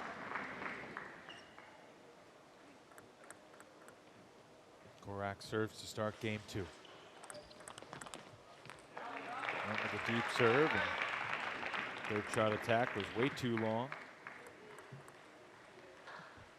Snaps a 6 straight point sequence for Gorak.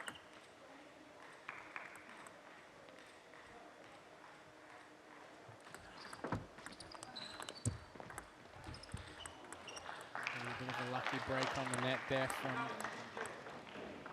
Provost.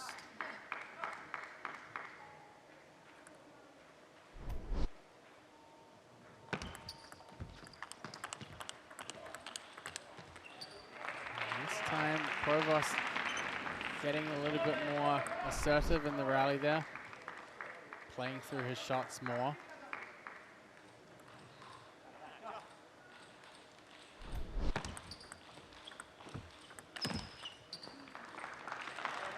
Four straight. Yeah, and we're seeing in the beginning of this game again that Damien's positioning himself where he's controlling the pace. That's slow. It's something that Gorak's not particularly fond of. How did Gorak change it around last game? Oh, wow. 5-0 Damien. I think in the last game, there are a lot of opportunities for Daniel to make those backhand openings, and they're really good quality first loops into the point.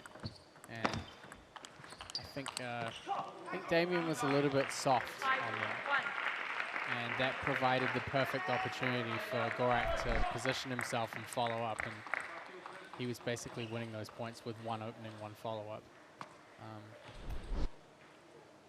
But I mean, Damien's strength is in variation. Sometimes he blocks slow, sometimes he blocks with pressure, sometimes he counters, and you never really know which one's coming. If you always know which one's coming, if you always know it's going to be a soft block, then you have the opportunity to adjust a little bit.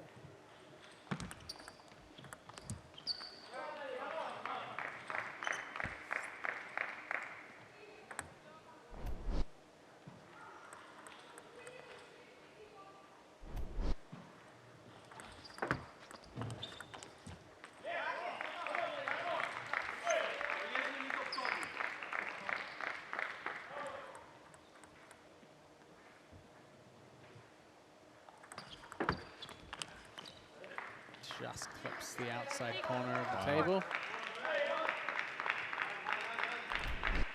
It's about as close as you can get without missing.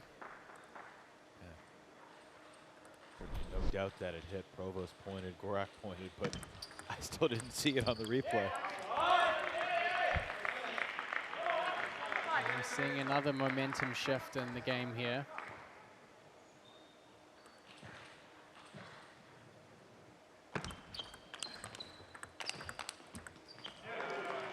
Provost catches a break. This will be a tough game for Damien Provost to go back and watch if he coughs up another 4-point lead. And Gorak's a great player. I mean, you probably won't watch it. Yeah. I wouldn't. There's still time to change the story. He's got a 7-5 lead.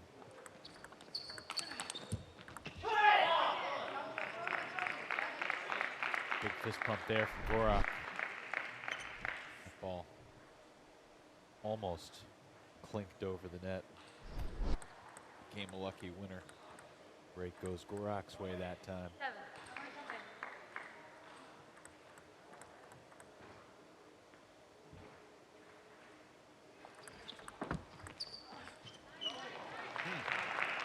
Definitely won't be happy with that.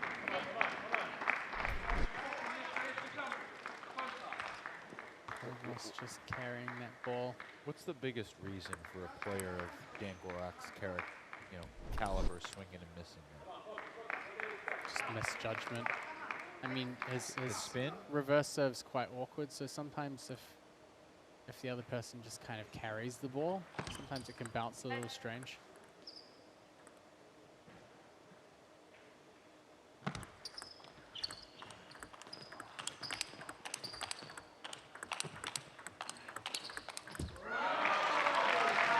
You can see Damien Provost just feeding off the pace. This is where he really comes into his own, is when he's being given pace and he makes those conscious decisions to kind of use that pace and throw it back.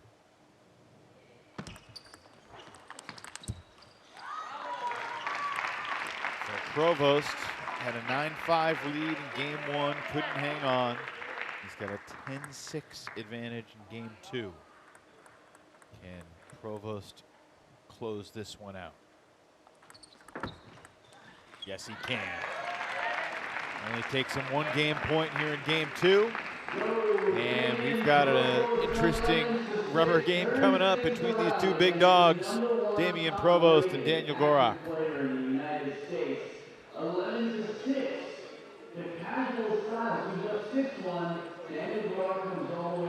The other thing that I start thinking about with just 1 game left before the Golden is the strategy that goes into the coaches creating the orders for the Golden games. And you know, from watching from afar and seeing tonight, I mean, if you were a coach, what kind of things would you be thinking about in terms of maybe trying to manipulate the order to gain an edge?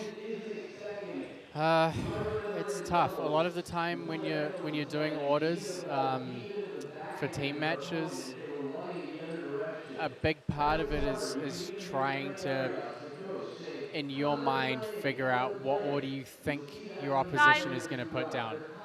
And it can be very hit or miss. The nice thing for them is that they get to go there and alternate their picks. So it's not like they're going away and selecting their 5 players and submitting them at the same time. Right. So that takes some of the pressure off them, but yeah, it can be a little hit or miss. But what do you think about my crazy idea where the commissioner, instead of asking the coaches to pick an order, pulls a name out of a hat before each 4-point sequence, and that's who's up on the table next? It's a little sloppy, Evan, but it would be interesting. Sloppy and interesting. I have been called worse.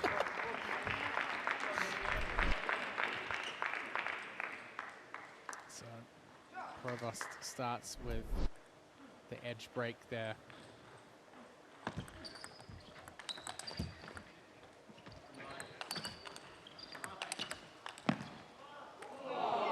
Good defense from Provost, but we're even 1-1. And you can make a pretty good case that Damian should be up 2-0 in this match. He let game 1 slip away. Who you leaning toward for game 3? That's a good question. I was going to say it's tough to prove the case. I mean, you don't really know what would have happened in game 2 if Provost had won the first game, but Gorak is a momentum player, so I think he'll be able to adjust. I would expect him to be able to adjust. You can see there he's not committing to full pace. Sometimes he's playing a little bit slower. He's focusing more on positioning himself so that he can get a good quality shot in and then prepare for the next ball.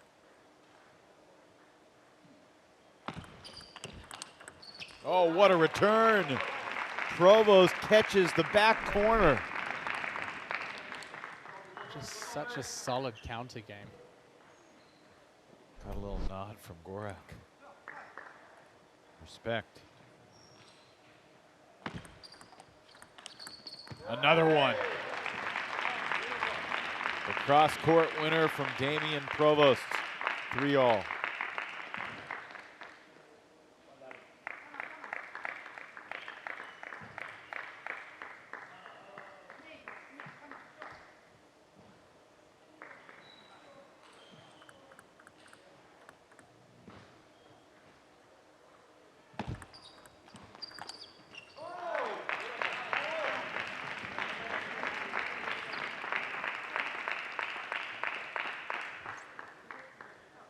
Reminder that the 2 Golden games between Florida and Chicago have been decided by 1 point and by 2 points. And that 1 or 2 points could be determined by who wins this game. Whether Florida has a 1-point lead at the start of the Golden game, or if Gorak wins, a 3-point lead at the start of the Golden game.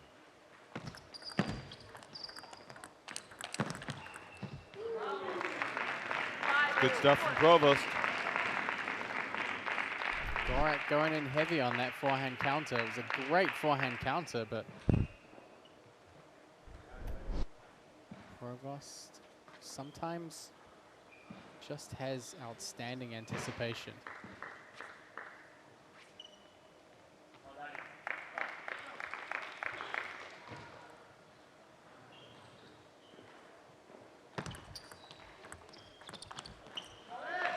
Gorak steps in to take the half long ball, overshoots. It's a costly error for him at this stage of the match.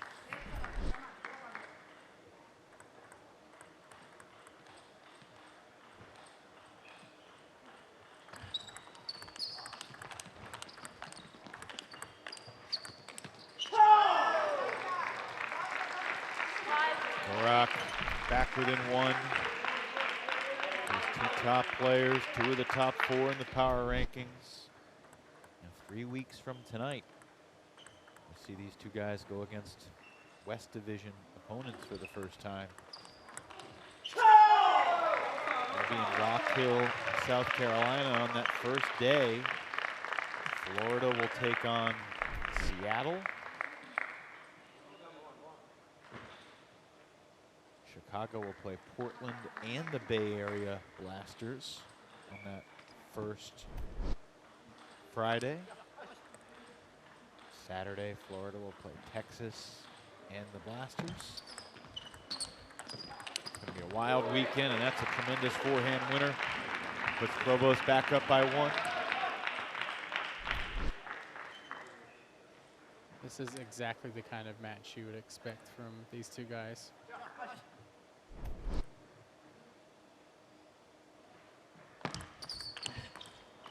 Gorak again going for that angle with his forehand, just missing the table. Yeah, Damien has been like 5% more solid, I feel like. And that feels like it might be the difference, which we shall see.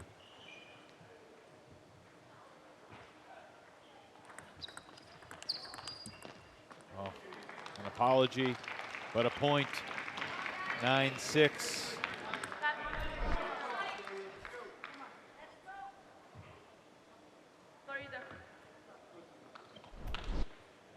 Timeout, Florida. Gorak will take a breather. Get a little hydration. Provost 2 points away from taking 2 out of 3 and getting the win back within 1. If Provost can close it out, it'll be the 3rd straight team match between Florida and Chicago. That'll be 8-7 one way or another going into the Golden Game. That forehand from Provost was just loaded.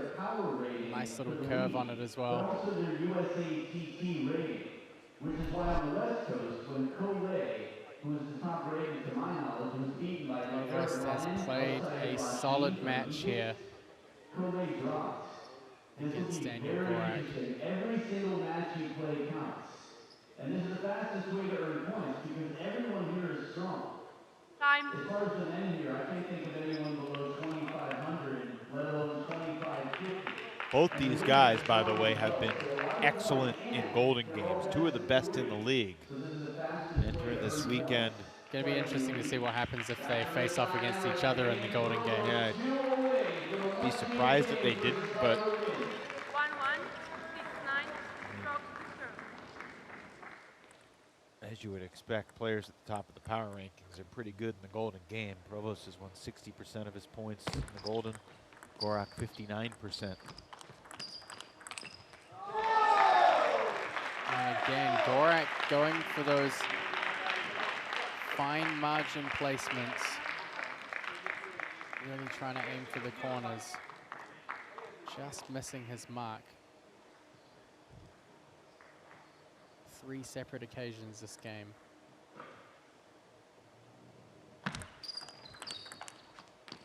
Provost takes 2 out of 3 in the battle of the big dogs. Damien over Daniel, 2 games to 1. It's a big result for Damien Provost. That's going to put some wind in the sails of the team. I see what you did there. We shall see. It's 8-7.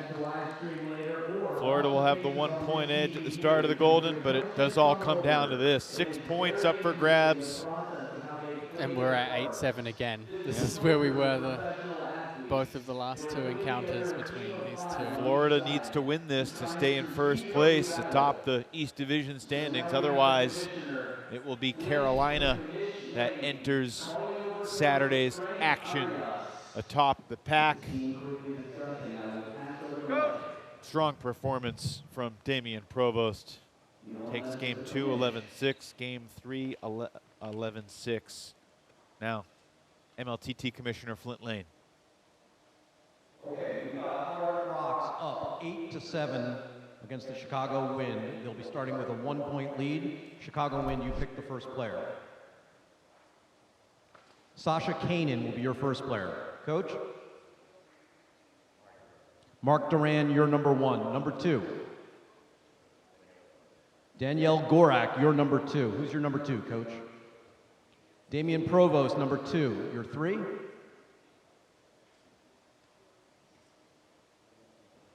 Daniele Pinto, number 3. You're 3. Ojo Ona-Alapo, you're 3. You're 4. Benjamin Brossier, you're 4. You're 4, Coach.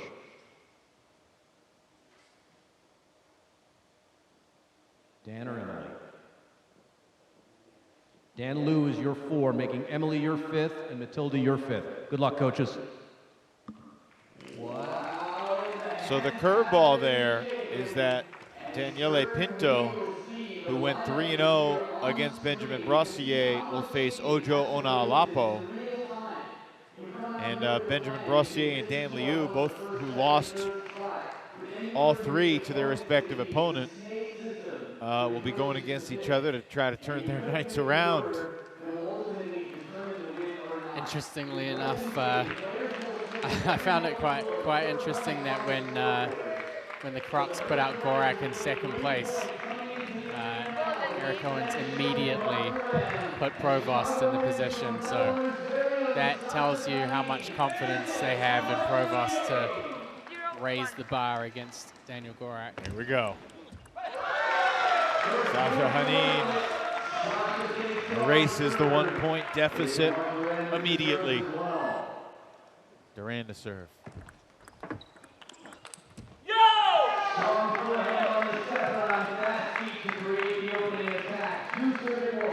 It's been almost 2 hours since Duran's been on the table, but he retakes with such energy. Oh, what a finish by Hanin! To tie it up at 2 points apiece. Entering the arena now, Daniel 2-2. number 1 in the U.S. and on the serve from France, your very own Damien Provost.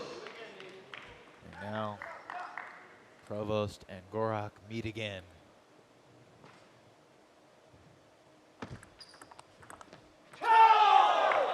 There's just a different sense of urgency here in the Golden game when you know you only have 4 points.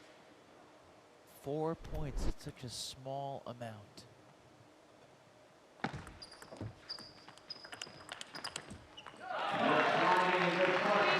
Damien Provost, better notes, it is 3-all. Daniel Gorak with 2 serves to come. 3-all, Gorak with a couple serves here.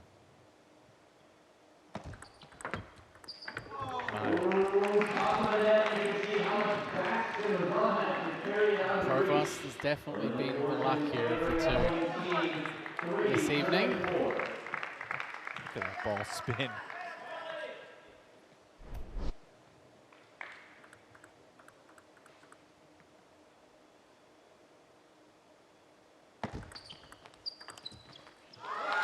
Provost takes 3 out of 4, picks up where he left off from the singles match.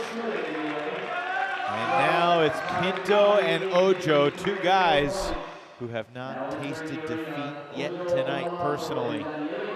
2 lefties as well. Wow! Ojo is not taking any long serves here. You serve long to Ojo at your own peril. Even half long. Any opportunity that man has to attack, he will attack.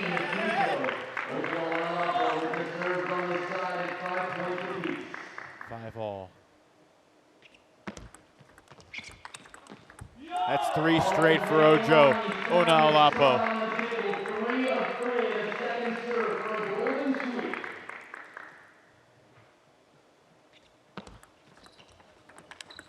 Four straight for Ojo. 4 amazing setups, big forehand plays. And that's truly astonishing productivity in the Golden Game for Ojo. Picking up where he left off in October. Dan Liu takes the first point from Brossier. He's looking to redeem himself a little bit here in the Golden Game.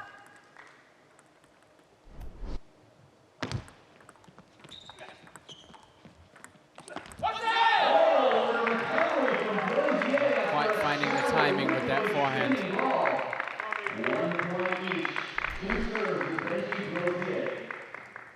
Crocs by 2. 2 serves for Brossier.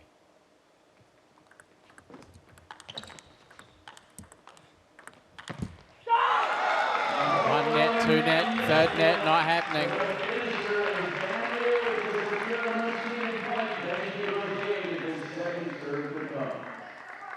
And that's only 6 inches tall, but it can be a huge factor.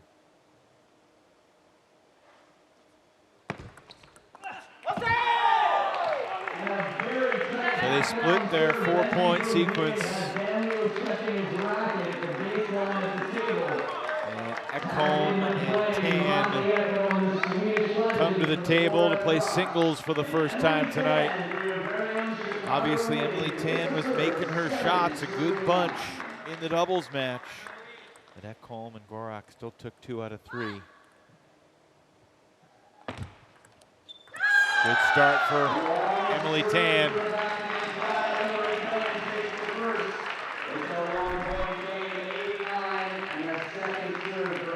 Seen a different spirit, different confidence from Emily here tonight.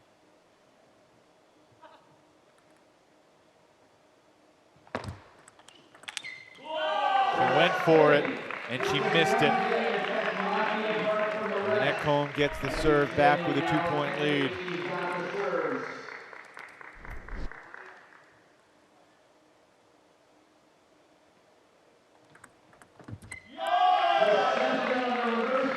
Ekholm's bread and butter right there.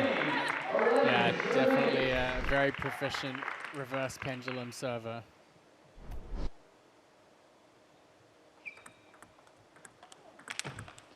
Emily Tan taking no prisoners at all. Don't be fooled by that innocent looking face. Yeah, they split their 4-point sequence. Back to the top of the order, Duran and Haneen. By the way, if we get to 20 all, it'll be Duran versus Haneen. Ultimate golden point. Haneen, service error to begin this 4-point sequence.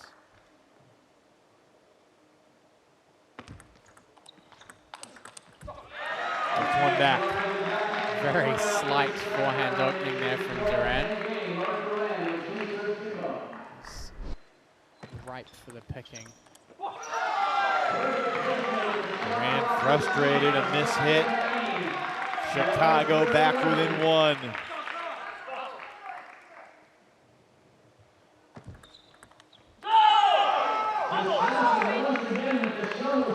Shots that both players want back in that 4-point sequence. And now 4 more points between Daniel Gorak and Damian Provost. Provost took 2 out of 3 games. He took 3 out of 4 points earlier in the Golden Game. Gorak has a 2-point lead as he comes back to the table. And the Crocs extend that lead to 3.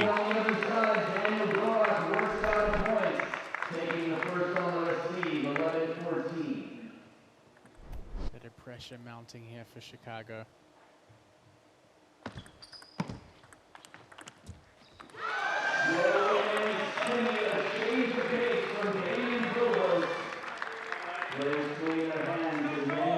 Reminder that coming into tonight, no team in the league has had the Golden Game success that Florida has experienced.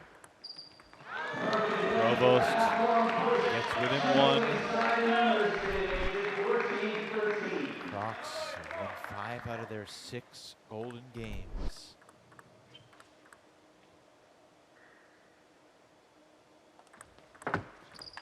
Wow! Big forehand winner from Gorak. They split their 4-point sequence there.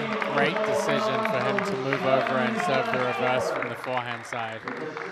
This Golden Game has been very even, except for Ojo Onaolapo versus Daniele Pinto. Daniele tries to turn that around, and he gets the first point here. This is interesting. Pinto with the backhand serve. Not having a bar of it.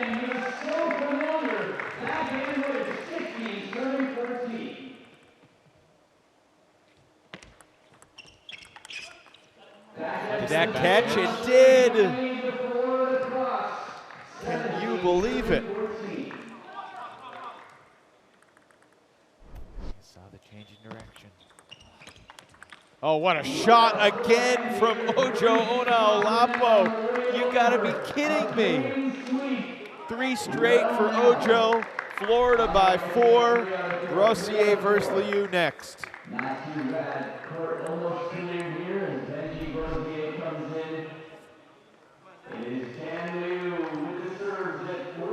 Liu's got to take 3 out of 4 here to give Chicago a chance. They can't send Emily to the table asking to win 4 straight against Ekholm.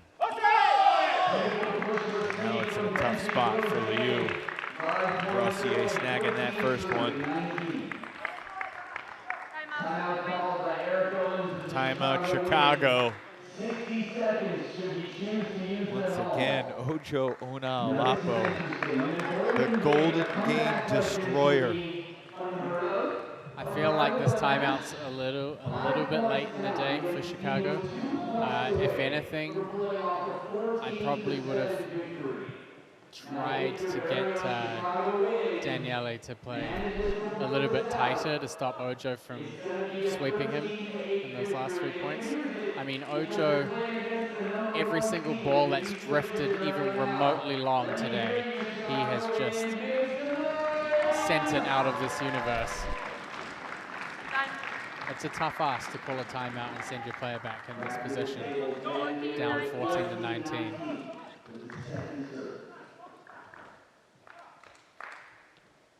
Rossier wants to try to close it out himself. And he's 1 point away from doing just that.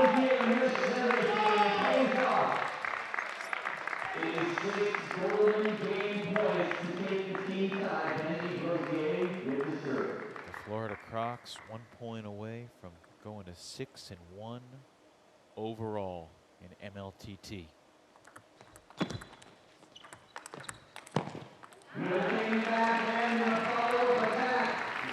Liu fights one off there. And Dan Liu getting the next 2 players to the table.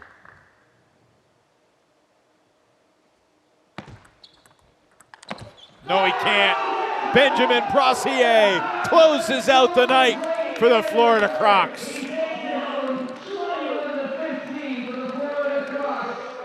Great finish there by Brossier.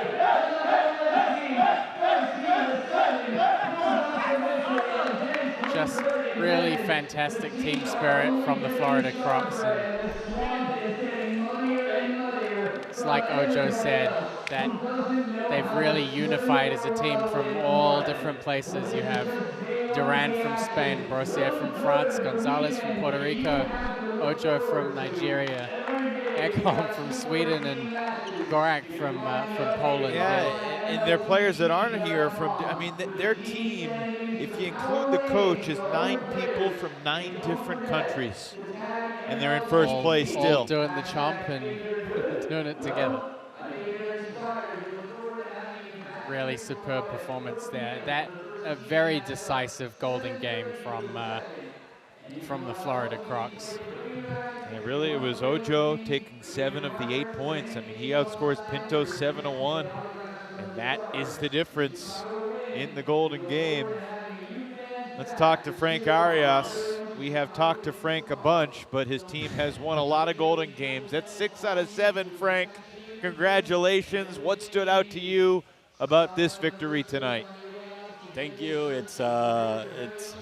We were looking forward to win in Chicago, playing there in their home town. So nothing more than great.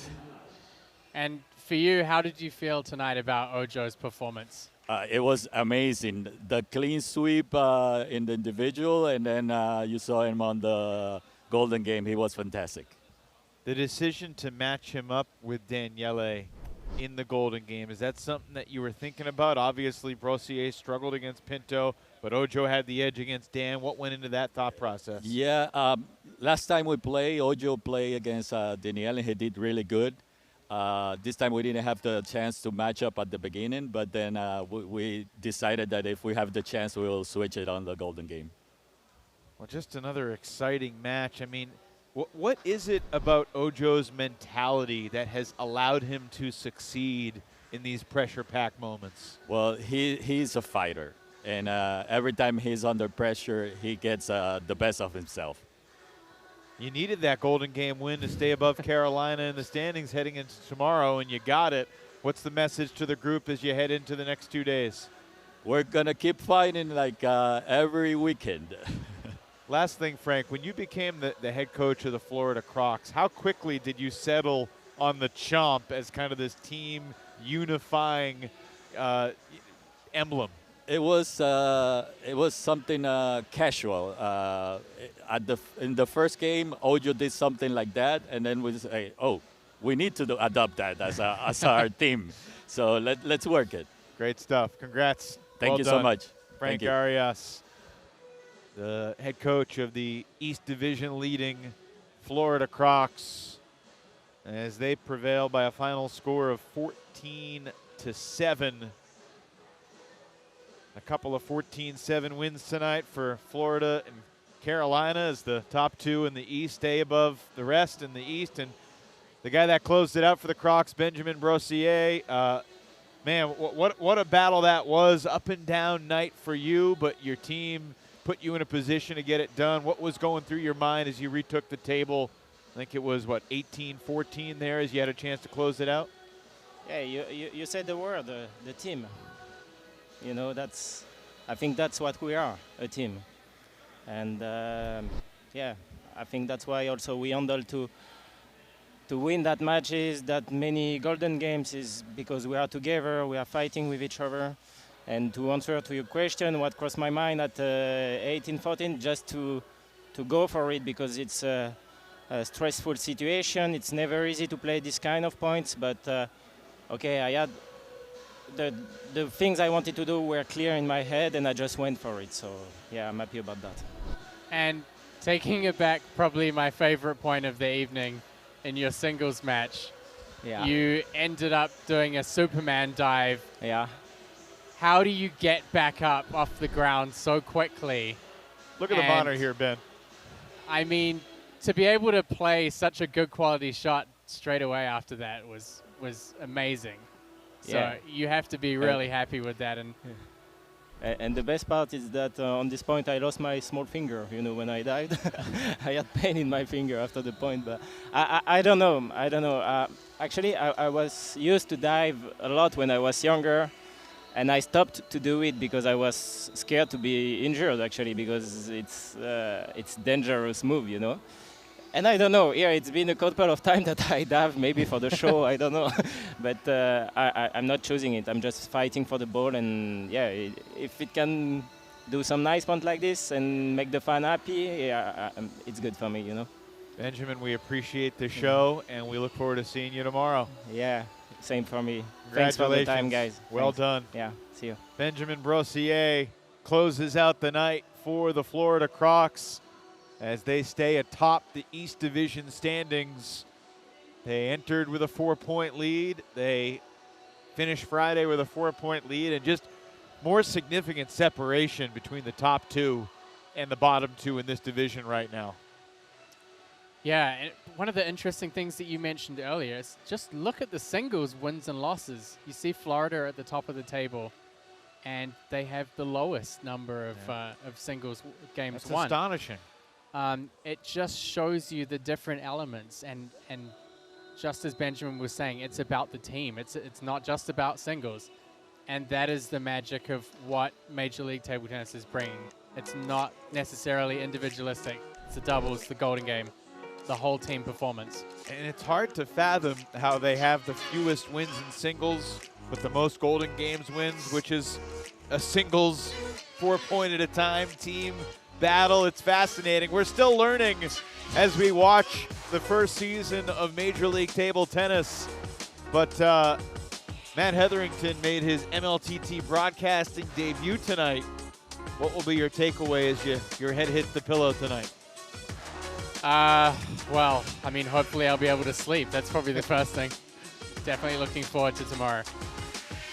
Florida and Carolina are your day one winners. We're back with you tomorrow at 5 o'clock Eastern time for Princeton, Florida, then Carolina, Chicago. For Matt and our entire crew, Evan Lepler saying good night from Chicago. We will see you tomorrow.